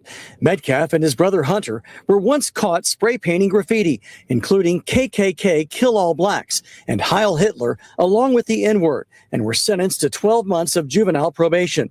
Records reveal they reportedly told authorities, "We did some dumb stuff. We did some vandalism." There are several documented. You know the race baiters are gonna love that. KKK, Heil Hitler, we did some stuff. They're gonna play. Oh, he was a racist. He was a racist. But I still want to make it very clear because he did. Let me make it very clear. So it's Candace Owens. She's sitting here talking about how Hitler's a good person and he was all about nationalism. That does not. How does that lead to him being stabbed in the chest when Karmelo Anthony can't even say that he said any racial slurs at the time he was underneath this tent? I mean, I'm just saying. He didn't even try to use that as a defense. It's not like Austin Metcalf actually made a racial slur to him or called him the N-word. No, it was a shove. You know, you touched my shoulder. This is the reason why this stuff isn't usually let in the court, because people have the tendency to say, "Oh, he did that bad thing back then. That means he did this bad thing now." That's not the case. It's not. So again, and let's not forget too, this is years ago when this guy was 17. So we're talking about when he was 13, 14 years old, when these things were done. Same thing with Karmelo Anthony. Instances of Austin using racial slurs in school. And in 2023, Austin was accused of bullying a black student in class. In 2018, while still in elementary school, Austin and his brother were accused of bullying and assaulting a female, which led to his arrest. He was arrested in elementary school. Woo. This background for Austin Metcalf is not helpful. It's not helpful at all. During an argument in 2024 with another female student, Austin allegedly knocked her to the ground and punched her in the stomach. He was also kicked out of a football game and texted someone later, "I was about to beat the expletive out of those kids." At a previous track meet, when another student alerted Austin that someone not on their team, quote, "behind our bench was talking wild," Austin reportedly replied, "Kill that MF." During the 2023-2024 school year, he received in-school suspension twice. School disciplinary records from April 2022 to May 2024 reveal that Austin reportedly called a teacher the B word and used profanity. He told a school official that he couldn't control it and wasn't aware that it was coming out of his mouth. So I'm going to say it. All right. So anger management. Nope. You getting all football. You know, all the things you enjoy. Yeah, no. You're not doing that. What you mean? So his dad didn't beat his ass at one time. You can discipline your kids. Can't abuse them. You're not playing football. I'm taking that phone. And you only going to use the internet for homework. What you talking about? We're in this culture where we reward bad behavior. Why is he still playing? He was kicked out of a game, but not off the team. Permanently. Don't reward bad behavior. Hell no. All the fun things you enjoy doing. Yeah, you can hang that up. Nope. Now, instead of you out there running around playing football, you can get your ass out there and cut the grass. You're going to take the trash, you're going to clean your room. Or you and the cops about to get real familiar. Because I'm going to take your ass down there myself. It ain't going to be a scared straight moment. You're just going to be scared. We're not doing this. Let your kids understand why you should never ever want to go to jail. I want you to experience this for yourself. I want you to understand why this is not the place you ever want to be in. I saw these kids, like, there was on Law and Crime Network. Group of kids had like a big ass fight somewhere in this apartment community. Several kids got arrested. One of the boys' parents came out, the mom. He was like, "Oh man, please don't call my mom." She came out, she said, it was like, "Well, we'll let him out in a minute." She said, "Don't let him out." She probably was the only parent that came down there, did not try to make an excuse, and told the cops flat out, "Don't let him out. No, take him down there." Let him, he want to sit here and act like he knuck if you buck and rough and tough with his afro puff. Take his ass down there, book his ass in. Go through the whole process of it. I want him to feel the sting of this. I can guarantee you he won't do this again because he'll be crying. As soon as he realized I'm not getting out the car, he bust out crying. Mom! She said, "Shut your ass up." She said, "Shut your ass up." Take him.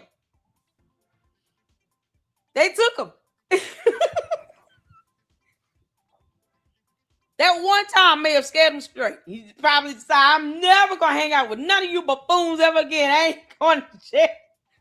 Sometimes that's all they need to understand. The reality of the situation is you keep doing this if you want to. I'm not even going to get you out the car. Oh, he's in the back of the police vehicle. Take his ass. And it's a Friday too. So he's going to be down there all weekend. Yeah, okay, I'll see you Monday. What you mean? No, you going. She told him, take him. Take him. Nope, he going.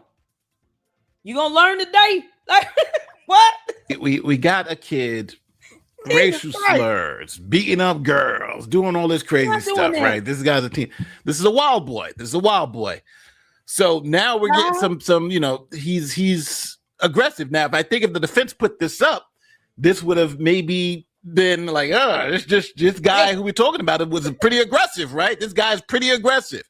And I won't play it. Carmelo Anthony had a reason to be fearful of this guy. Look at this past stuff. He's punching his girlfriend in the stomach. But we haven't got to the other side yet, because you think this is bad. We haven't got to the other side. I've seen this already. We've got the other side. It's even more insane than this. This white boy is insane. But Carmelo Anthony, his stuff is even more insane. So I see why they made that deal. I put it in. But just imagine, with all of this that we're showing you, Carmelo Anthony was the one even more afraid to let his stuff come out. This is horrible. Now, and I would say this: if Carmelo Anthony was the sweet, gifted, preacher's kid that they were trying to make him out to be, this would have came in, and I think he would have had a better chance at his trial if it did. In 2024, on at least 5 occasions, Austin saw a counselor regarding his anger and rage during a football game. In 2021, he got banned from attending basketball games for a season after yelling profanity at a player. Metcalf also got suspended after he and another student were talking about bringing a gun to school the following day. But the never-before-released details. Okay, so that's Austin Metcalf, and at last they were told about bringing a gun to school, but that don't seem to materialize. He was suspended. He got a lot, but I got to say this too. Some of that stuff was kind of like boys will be boys type stuff. Some of that stuff was like, yo, you kind of a little wild, but we also got to understand who we're talking about. We're talking about a teen, preteen, that type of thing. So we have to. No, we're not talking about them boys hitting girls. We're not doing that. Nah, you get knocked out. Your dad gonna beat your ass. That's all I gotta say. Your dad gonna beat your ass. It's that simple. Because you can imagine this little girl being your sister. Imagine this little girl is your sister, and you love your baby sister. Me, I have a great niece, so I teach my boys, like, understand when the baby girl's here. I got pictures for days where she was always with me when she was a baby. You know, my mom was young and dumb, my nephew was young and dumb. So we got this little baby. I would have her over here with me almost every weekend for 3-4 months in a row. And they were very overprotective of her. And I tell them that. Think about this being, you know, your second cousin. Y'all, just like how y'all would protect baby girl, watch her like a hawk. Make sure she roll it over. Oh no. Don't go this way. Just remember like that when you get older. Before you go, think you're gonna put your hands on a little girl. Your daddy gonna beat your ass. Your daddy gonna beat your ass either way. So look at it in that lens. And we're talking about all this stuff. So the incident happened when they were 17. So all this stuff happened before they were 17. So we're talking about 16, 15, 14, elementary school, for instance. So understand that in that code. So now that's some damning evidence. And I think if that came out during trial, it does make you think like, oh, this kid may have had something on his shoulder. The argument of him attacking Karmelo Anthony seems more plausible after hearing that. But you've only heard one side of the story. Let's see the other side. Of Anthony's early years in Louisiana up to the day of his arrest for murder are also disturbing. On the day that Karmelo Anthony would fatally stab Austin Metcalf, prosecutors say he sent this text message at 1 a.m., which said, quote, "I'm low-key on the verge," and then emphasized it. Later in the morning, on April 2nd, 2025, and hours before Anthony would kill Metcalf with a knife at a high school track meet, prosecutors say Anthony's girlfriend reported to a Centennial High School staff member that Anthony was engaging in stalking behavior, to include but not limited to driving by her home and refusing to allow her to end their relationship. Wow. Also in the Okay, so you can't let an ex-girlfriend go. He said he's on the verge, Well, it seems like if that I'm not sure if that on the verge message was related to him trying to hurt somebody or his thing with his girlfriend, because he was breaking up with his girlfriend at the time. So I just don't know. And that shows me she's like, hey, he's stalking me. He won't let me go. So the 75-page filing, prosecutors say Anthony had previously been accused of stealing his girlfriend's phone, and in October 2024 wrote a to-do list for his girlfriend about how to deal with, quote, weirdos, which included the line, "Say some slick, like my boyfriend kill people." What? I don't know. That's kind of like a nothing thing to me. Like, okay, this stuff isn't arising to where if we stop right now, and I'm Karmelo Anthony, I'm like, yeah, put my stuff in and put his stuff in. His stuff is a lot worse. But again, we just started with this. There's a lot more to this video. There are also text messages where he admits on at least 2 occasions to punching girls in the face. So now we have this equal thing, right? We got Metcalf. I'll say so. Both of them need their ass whooped. Period. I don't care. I'm a mama. We don't do that. Both of them need their ass whooped. So you get your ass beat, you get your ass beat. Like, what you mean? Don't condone that behavior. I grew up, my father taught me you don't fight no man. You can defend yourself, but don't go and attack. Defend yourself. And if I have to defend myself, it's going to be at all costs. But don't go out and just provoke and beat up and fight men like that, because they're going to beat your ass like you want. Don't do that. You're a young lady. Don't go out and fight me. I never had to initiate or physically fight a man. Self-defense is completely different, but not a physical fight. Well, I'm here we just going at. Hell no. I don't know. I was just raised different. What's on these kids in this generation? Something in the water. Who the one girl he punched in the stomach and was suspended. This guy, he's saying he's punching girls in the face. Hey. So now we have 2 people who seem to have aggressive tendencies here. Prosecutors also found text messages from 2021 between Anthony and another student about robbing someone of $300. There were also text messages. Robbing somebody for $300. What? That's not good. So now you got so the other kids when they're 13, 14, they spray painting Heil Hitler and KKK stuff like that, hating black people. This guy is robbing people and punching girls in the face. So neither one of these young men are the pillars of the community as we were led to believe. It seems like from their text messages and background reports. Where Anthony talks about a fight and punching someone so hard he had to stop fighting. In 2023, prosecutors say Anthony told a friend he was going to vandalize someone's house in Austin, saying, quote, "I just feel like it. I got a grudge." In 2021, Anthony told a friend he had been suspended from school for 3 days for fighting, saying, quote, "They said next time I do some, I get recommended for expulsion." In a text conversation. So wow, he's getting recommended for expulsion. He's doing a lot of fighting. These were two very aggressive kids who just came together at the wrong time. With a friend in 2023, prosecutors have messages from Anthony where he wrote, "I'm gonna shoot the school up tomorrow." What the hell? He's a low-key school shooter now. This is mass murderer. Yeah, but the other kid said he's going to bring a gun to school, but he didn't say he was going to shoot the school up. So now that it was like this, right? It was Metcalf and Anthony was down here, and it was creeping. Now I think we're about here now. Now we're this is not looking good. I'm gonna shoot the school up tomorrow. That's not a good look. With my blick, but later sends messages saying I would never actually do that. So he'll never. In a 2024 text thread, prosecutors say Anthony admitted to carrying a firearm, telling a friend before a party that he would have the gun in my pocket. There are other message threads where Anthony also mentions. They got him. Now remember, this is a teenager.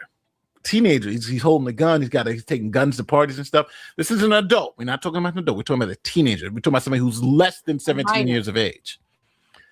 And these are the pictures he's taking. A minor child doing this. What?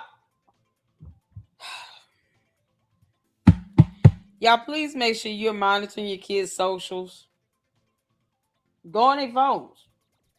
They get mad about it. Tell them to kick rocks. They don't pay bills. This is insane. If the news got this, you don't think any parent saw this? No one saw this and say, hey, your son out here holding out guns and all this other stuff and doing gang signs, whatever it is. You might want to say something to him. This is insane. Carrying a gun. After numerous suspensions for fighting while numerous suspensions for fighting again, and the reason why I keep stopping it and bringing you guys back to it, because remember, we're trying to figure out who was the aggressor, who was the initial aggressor or that type of thing, or what caused this. And it seems like both of these kids had chips on their shoulders, but Anthony, he seems like he's had his chips were a lot worse than Austin Metcalf's chips.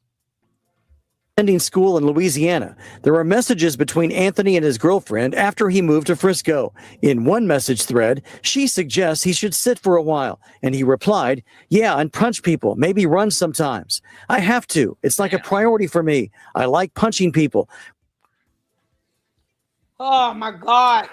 Yeah, I'm at the point now where if I'm if I'm the defense attorney, I'm like, yeah, we don't want any of this stuff in. We don't want none of that stuff. Let's not say nothing about the Metcalf, and we don't want them to say anything, because this stuff is starting to get really, really crazy. When I get mad, I see red. When I get mad, I black out. When I get mad, I can't control myself. You know what that sounds like? That sounds like murder to me, right? I get so mad, I black out. I can't control myself. Well, that's what he was convicted of, right? He got so mad, I can't control myself. I stabbed the kid. This is like a confession. If I'm on the jury, so I see right now, Metcalf's original defense team was smart not letting this crap in. Prosecutors also produced messages where Anthony admits to getting high and drinking alcohol, and even talking about selling drugs to get guns. In 2024, selling drugs to get guns. So we got some. What the hell? What? Who you selling this stuff to? I get the feeling that the parents knew that he was a baby's kid. I get the feeling they know this, and they're kind of like just going through the motions. Let me just raise all this money off his bad ass. There's no way they did not know he was posting up photos on social media with guns. I find that hard to believe. Parents had no idea he was posting up photos of himself with guns. No one he knew saw that and sent it to his parents, sent it to his dad, and said, you might want to be his ass. What you doing? He got a gun in his hand. Where you getting his weapons from? Some serious crime we got. We got drug trafficking. We got firearm trafficking. This beating up girls, armed robberies. Like, this is crazy. We do, and people were making. I thought Karmelo, they were talking about how great GPA is. He's honor roll. He's this. This guy's a walking felony right now. Prosecutors say Anthony even attempted to assault a teacher, saying, I put my hands and face and everything. Also in 2024. Tried to assault a teacher. My God. Damn. Assaulting other students isn't a problem. Matter of fact, he was doing it so much, they suspended him a whole bunch of times. Or messages obtained by prosecutors suggest Anthony tried to bring a weapon into the State Fair of Texas. This guy, it doesn't seem like Anthony was going to stay out of prison for too long. This guy was a menace. Wow. I thought Metcalf was bad, but Anthony is like at another level here. Asking a friend if the State Fair got metal detectors. When he was told yes, his friend responded, you got the poker? Yeah, I might have to toss it, replied Anthony. Prosecutors say Anthony admitted to stealing a watch and earbuds in separate burglaries in Collin County.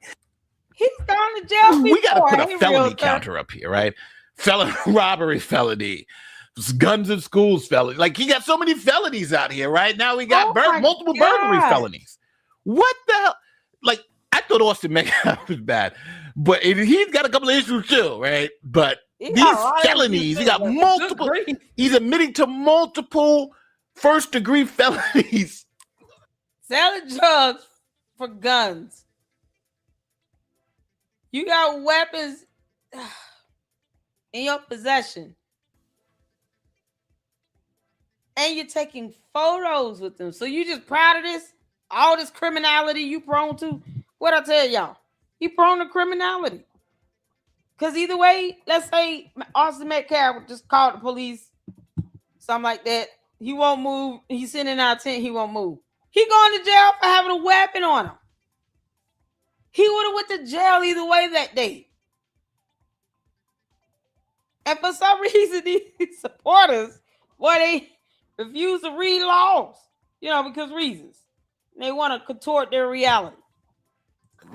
In text messages. How do you even, like, what the hell? He's the statute of limitations. Well, he may have been too young to even be prosecuted for this, but these are multiple felonies, people. And also to bringing a weapon onto a Frisco school campus, saying this about his girlfriend. She went in my bag to get my computer, and I said no. And she still went in it and grabbed it. And my gun and my knife and some other stuff fell out. He's bringing a gun and a knife at school. And a knife to school. Why are you at school? He ain't there to learn. Yeah. I'm going to tell you guys this right now.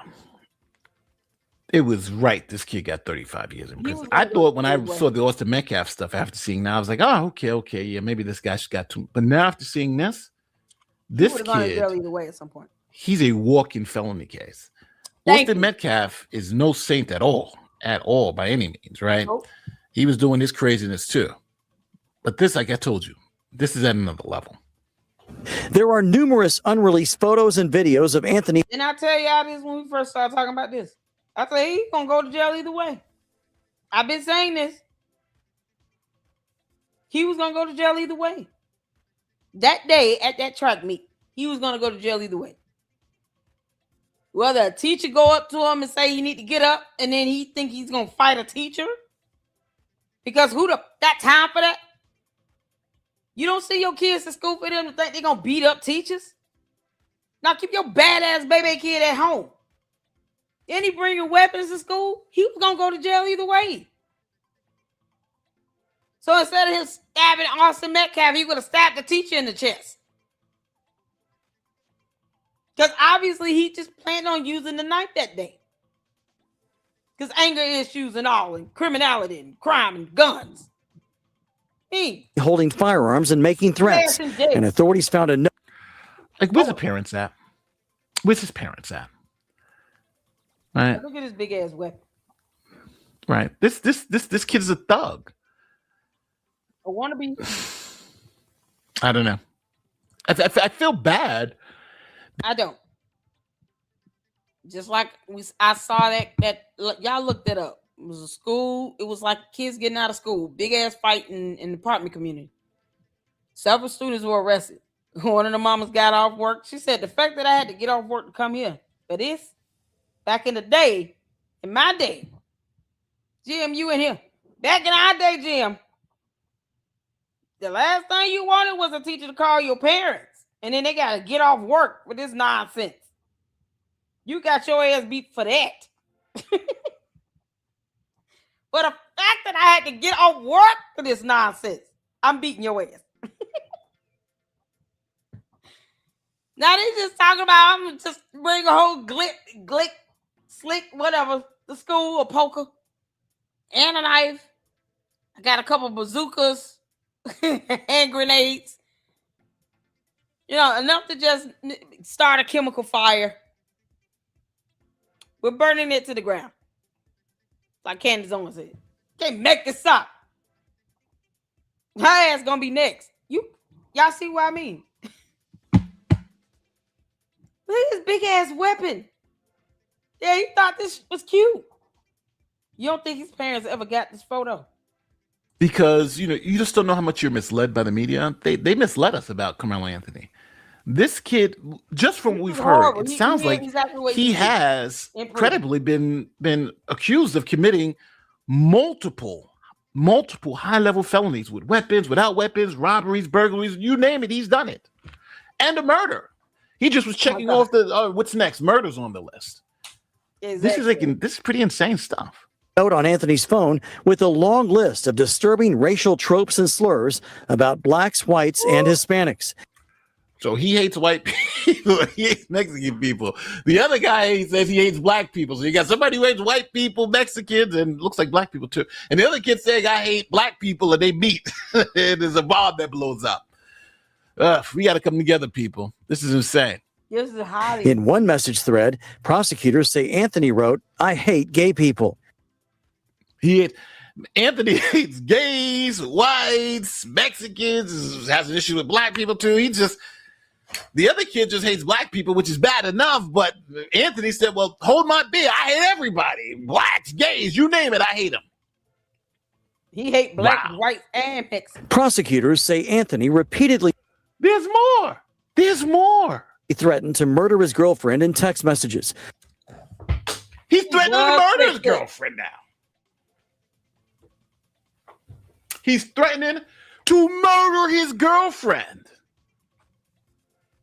Now, but see, how many bullets? Nate, you gotta remember now, he played football and ran track and got all A's. So, all the criminality goes out the window because he know how to use his legs. Any other time, he can get his ass up and run. They tell him, get up 20 times from a tent. He don't know how English works. No reserve seating. Go sit anywhere else. Y'all remember all the aliens in the bleachers taking up all that space? We couldn't see it, but the bleachers were filled with aliens. He looked around and was like, there's nowhere else to sit. He only got 35 years in jail. He should be grateful. Hey, they can keep him in there forever. What? You want coming out of your chest. Right, and this is a guy who's armed all the time. This is not a threat you just not take serious, right? Guns is dropping out his bag, guns and knives, and we in school. And I'm his girlfriend. He's talking about how many bullets I went in my chest. You just can't make this stuff up. Yeah. Some of them saying, "How many bullets you want coming out of your chest?" And "I'm going to get you," expletive. No, that says, "I'm going to beat you." I'm going to beat you. I'm going to get you. I'm going to beat you. That's what that says. He misread that. He caught that. Yeah. He also threatened her with a knife in one message and told her in another, "When I stab somebody, I'm going to lick their blood off the blade." Wow. Wow. Can we add on like 40 more years of prison just for us having to hear all these text messages? All the badass things he think he's going to do. Enjoy prison, Karmelo Anthony. Let's see you sell all these inmates that's in there forever. Debo them probably would be curious to know exactly how you gonna pull any of this shit off. You gonna eat your cornbread? I heard you like having guns. Get your ass up.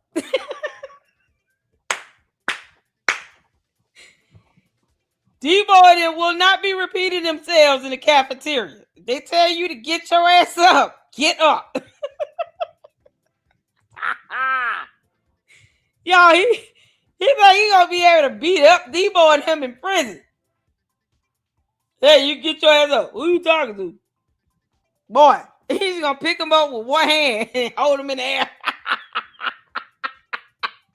Now, Debo and them don't play that. You're not the toughest guy in prison. You're just not.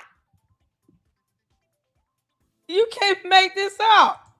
They pushing for a retrial for him to get more time. I know that. Yeah, you get this retrial and be in there 40 plus more years. So that 35-year sentence you had, yeah, add on 40 to that. And then you'll never make parole. Yeah, now you get life. This time we're going to get it right. You get life. With no possibility of parole. Boy, if you don't kick rocks, tell D-Boy I said what's up. No, he say he rough and tough with his afro puffs. Let him get his ass whooped. What you mean? He can't go to prison like this. They gonna beat the shit out of him. They gonna beat the snot out of you, Karmelo Anthony. Go into prison and act like you tough if you want to. Now he crying because he need extra protection. What? Now he say he wanted to be gangster. He said, I'm gangster boo. Okay, cool. Debo was like, it's 6 of us. Wow. All right. You gonna learn today? So I'm going to say it. I'm going to say it. If I was a defense attorney for Karmelo Anthony, I'm not letting none of that come in.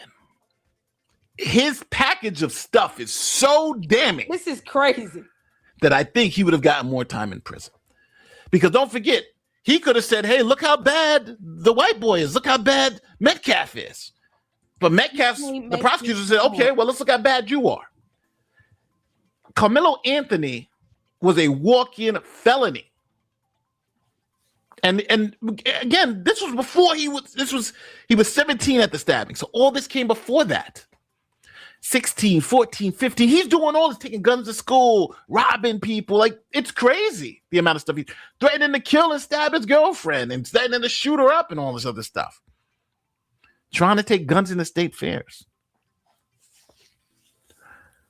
His parents failed him. Yeah. And all that stuff about him being... And expulling him. They raised over $800,000. And it's probably more than that. And for what? To all the fans of Karmelo Anthony, can y'all hit my gifts and go up? She hit like 10,000 in 2 days. Be no problem at all. I'm baffled. I shouldn't have to like... There's no way his dad did not know that he was doing all this shit. I think they want him in jail. They just trying to give this impression like, no, we're still good parents. We want to fight for our son. No, your son stabbed somebody. And you want him to get out of prison for it. No. Absolutely not. Because what if he really would have brought a gun to the school?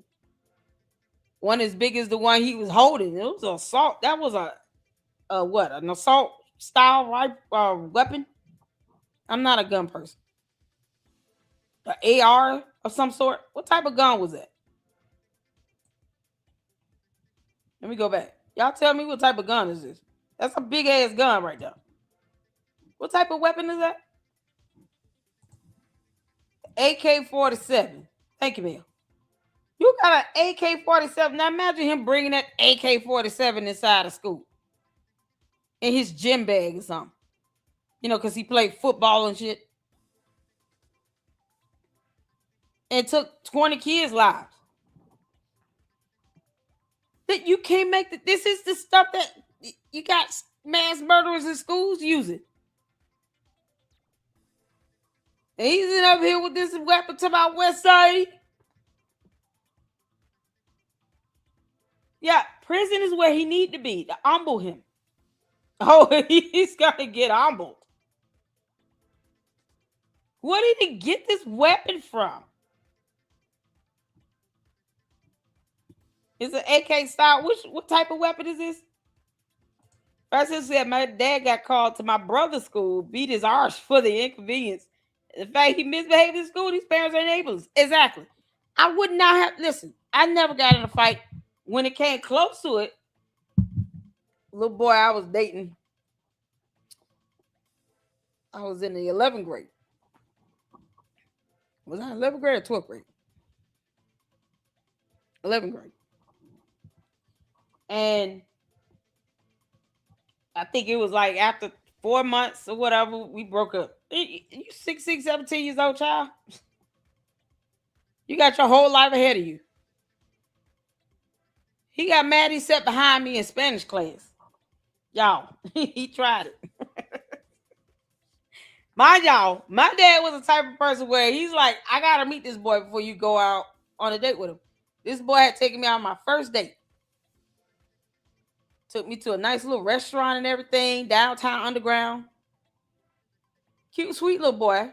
But then ended up, you know, after about a good 4 months, I saw like, oh, you got some anger issues. I ain't dealing with that. Because my dad taught me better. So, came back from the Christmas holiday. He sits behind me in class trying to talk to me and all this stuff. And I'm just kind of one where I was very studious. And I was like, look, if I say no, that's it. This ain't no back and forth nonsense. No, we ain't doing it. He already had met my dad to be able to take me out on the date. So he knew, like, my dad big and tall, and, you know, my dad, rest in peace. He was a big and tall guy. He worked with his hands. He didn't play that. His presence alone was intimidating. Why would you sit behind me in class trying to get on my nerve, talk about why you break up with me? You ain't gonna talk to me? To the point where I'm like, leave me alone. And then he go back and forth with me. And then we end up both having to be sent to the principal's office. That alone scared the crap out of me. My mother said, my child don't get in trouble with school like that. So for y'all to call me about this, there must be something else going on. And it was because he was agitating me. We didn't do that. You're not telling me I'm going to shoot you in the chest. No, you're going to jail today. What you talking about? I don't play that.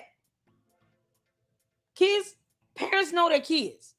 You know your child out here, and you got to see these photos where he taking pictures with this AKAR style type of looking weapon. Semi-automatic rifle. What are you doing? You don't know he's doing this? Trying to act like he tough? But if you show his prison mates this photo, then what? Y'all know they watch stuff. This stuff get back to them in prison. So now all his prison mates gonna be like, so you out here talking about you gonna shoot some girl in the chest 5 times? What you talking about? What we doing? You want to fight your teachers?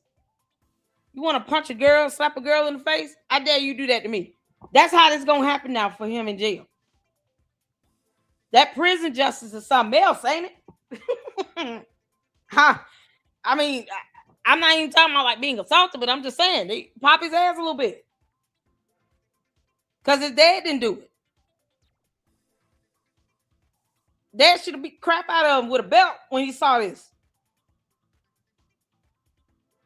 But now you see, like, okay, he's going to learn these lessons in prison, one way or the other. Because prison justice is something else.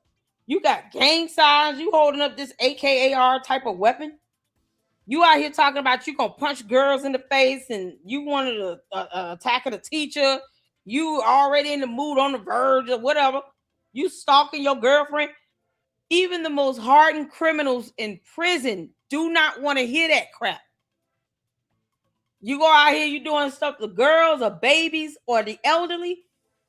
Prison justice is going to teach you the biggest lesson of a lifetime. Prison justice is going to get you where your parents failed to do it. So his prison base found out about this, then what? Oh, they going to pop his behind. They like, we saw the text, boy. At some point, you're going to have to face us. This is just what we've seen in this video. That prison justice is going to be something else. And all because his parents didn't take time to beat crap out of him when they should have. It's dead. You can't make this up. You talking about shooting up a whole school. Wait till Debo and them find out in prison. Wait till they find out. They're going to beat his ass. I'm telling you. All right. Child. So I'm going to say it. Crazy. If I was a defense attorney for Karmelo Anthony, I'm not letting none of that come in. Nope. His package of stuff is so damning. Crazy. That I think he would have gotten more time in prison. Because don't forget, he could have said, hey, look how bad the white boy is. Look how bad Metcalf is. But the prosecutor said, okay, well, let's look how bad you are. Karmelo Anthony was a walk-in felony. I don't think so, Jim. And again, this was before he was 17 at the stabbing. So all this came before that. Yep. 16, 14, 15. He's doing all this, taking guns to school, robbing people. Like, it's crazy, the amount of stuff he's threatening to kill and stab his girlfriend and threatening to shoot her up and all this other stuff. Child. Trying to take guns into state fairs. His parents failed him. And all that stuff about him being some good, honest captain of football team, captain this. It's all bull. It's all bull. Irrelevant. This is a thug. To be fair, too, we were sold a whole bunch of lies about the Metcalfs, too. Let's not pretend. We were sold a whole bunch of lies. Yeah. But the lies for Karmelo Anthony, they sold us a boat full of lies, right? Where one is a truck full of lies. They said, no, we're going to go up. We're going to send you a boat. Everything bad that Metcalf did, Karmelo Anthony did, plus on top of that, more stuff. So, I don't know. Let me know how you feel in the comment section. The question I would like to ask you guys. Okay. If you were Karmelo Anthony's attorneys, you know that you can bring this stuff up. You can say, look at Metcalf's record. But they're going to be able to bring your stuff up. Would you take that chance? Would you allow your stuff to come in? And would that help you during the trial? I think this would actually hurt Karmelo Anthony. I think the judge in the new trial looking at this would say it was actually a good thing. They weren't able to bring out the bad stuff for Karmelo Anthony. Because when you compare them, you're really looking at Karmelo Anthony being, it's just too prejudicial against Karmelo Anthony. It's just too much. That's what I think. But let me know how you feel in the comments. Y'all, shout out to Nate Lloyd. We love him. Shout out to Nate. I think that he would have gotten hit with, cross-exam questions. He probably would have thought about twice and be like, oh, I don't want to answer that. No. Mm-mm. So I don't think that none of that would have helped him. And all these people out here saying, oh, he should have did this, he should have done. Unless you understand, like, most attorneys say he should have testified because he was claiming self-defense. But now that you see all these messages, they're like, no, never mind. Because one thing he brings up, he would have gotten hit with cross-exam from the prosecutor, and all that would have just obliterated it. Period. And so even if the defense tries to object to, this photo of him holding up this AK style rifle, whatever, Let's say the judge allows it. So now we see all this, and you carrying weapons like this. Somebody you gonna shoot up a school? I'll lock his ass up, because either way he would have taken somebody's life, and it probably would have been worse. Nobody deserved that. Nobody. And if you keep all of this out of the equation, what comes down to it is, based on the facts and the evidence and the law, he took this boy's life over a shove. Over a shove. Not him defending someone or any, no, over a shove. They didn't want to even, like, get in a fight. That's one thing, you get separated, maybe suspended. No, you took somebody's life and you in prison. You was gonna go to jail either way. He had weapons on him. Don't do that. It's crazy. Shout out to Devil's Advocate for the 10 jewels. Thank you all so much for tuning in. Hit that like button for me. I appreciate all of you all. Yeah, you can't make this up, man. He should have been in there for a life. But he's going to get humbled. Prison justice is something else. That's the reality of it. You guys tune in to the next live if you can. We're talking about Candice. Do a little mini marathon. And then tomorrow, I have my second interview with TPUSA. It's going to be awesome. So that's why I'm doing the lives today, because tomorrow I may have time for one live before my second interview with them. And then I'll be able to do something after that. But I appreciate all of you all. Continue to pray for me and my kids, y'all. And I pray for you all as well. And I want to thank you all for the support. And you guys be good. Stay tuned for the lives tomorrow. If you can't tune in to the next live we got lined up with Candice the Dum Dum, who wants Gum Gum. So you guys hit that like button on the way out and subscribe, share the content, check out the merch store and Patreon.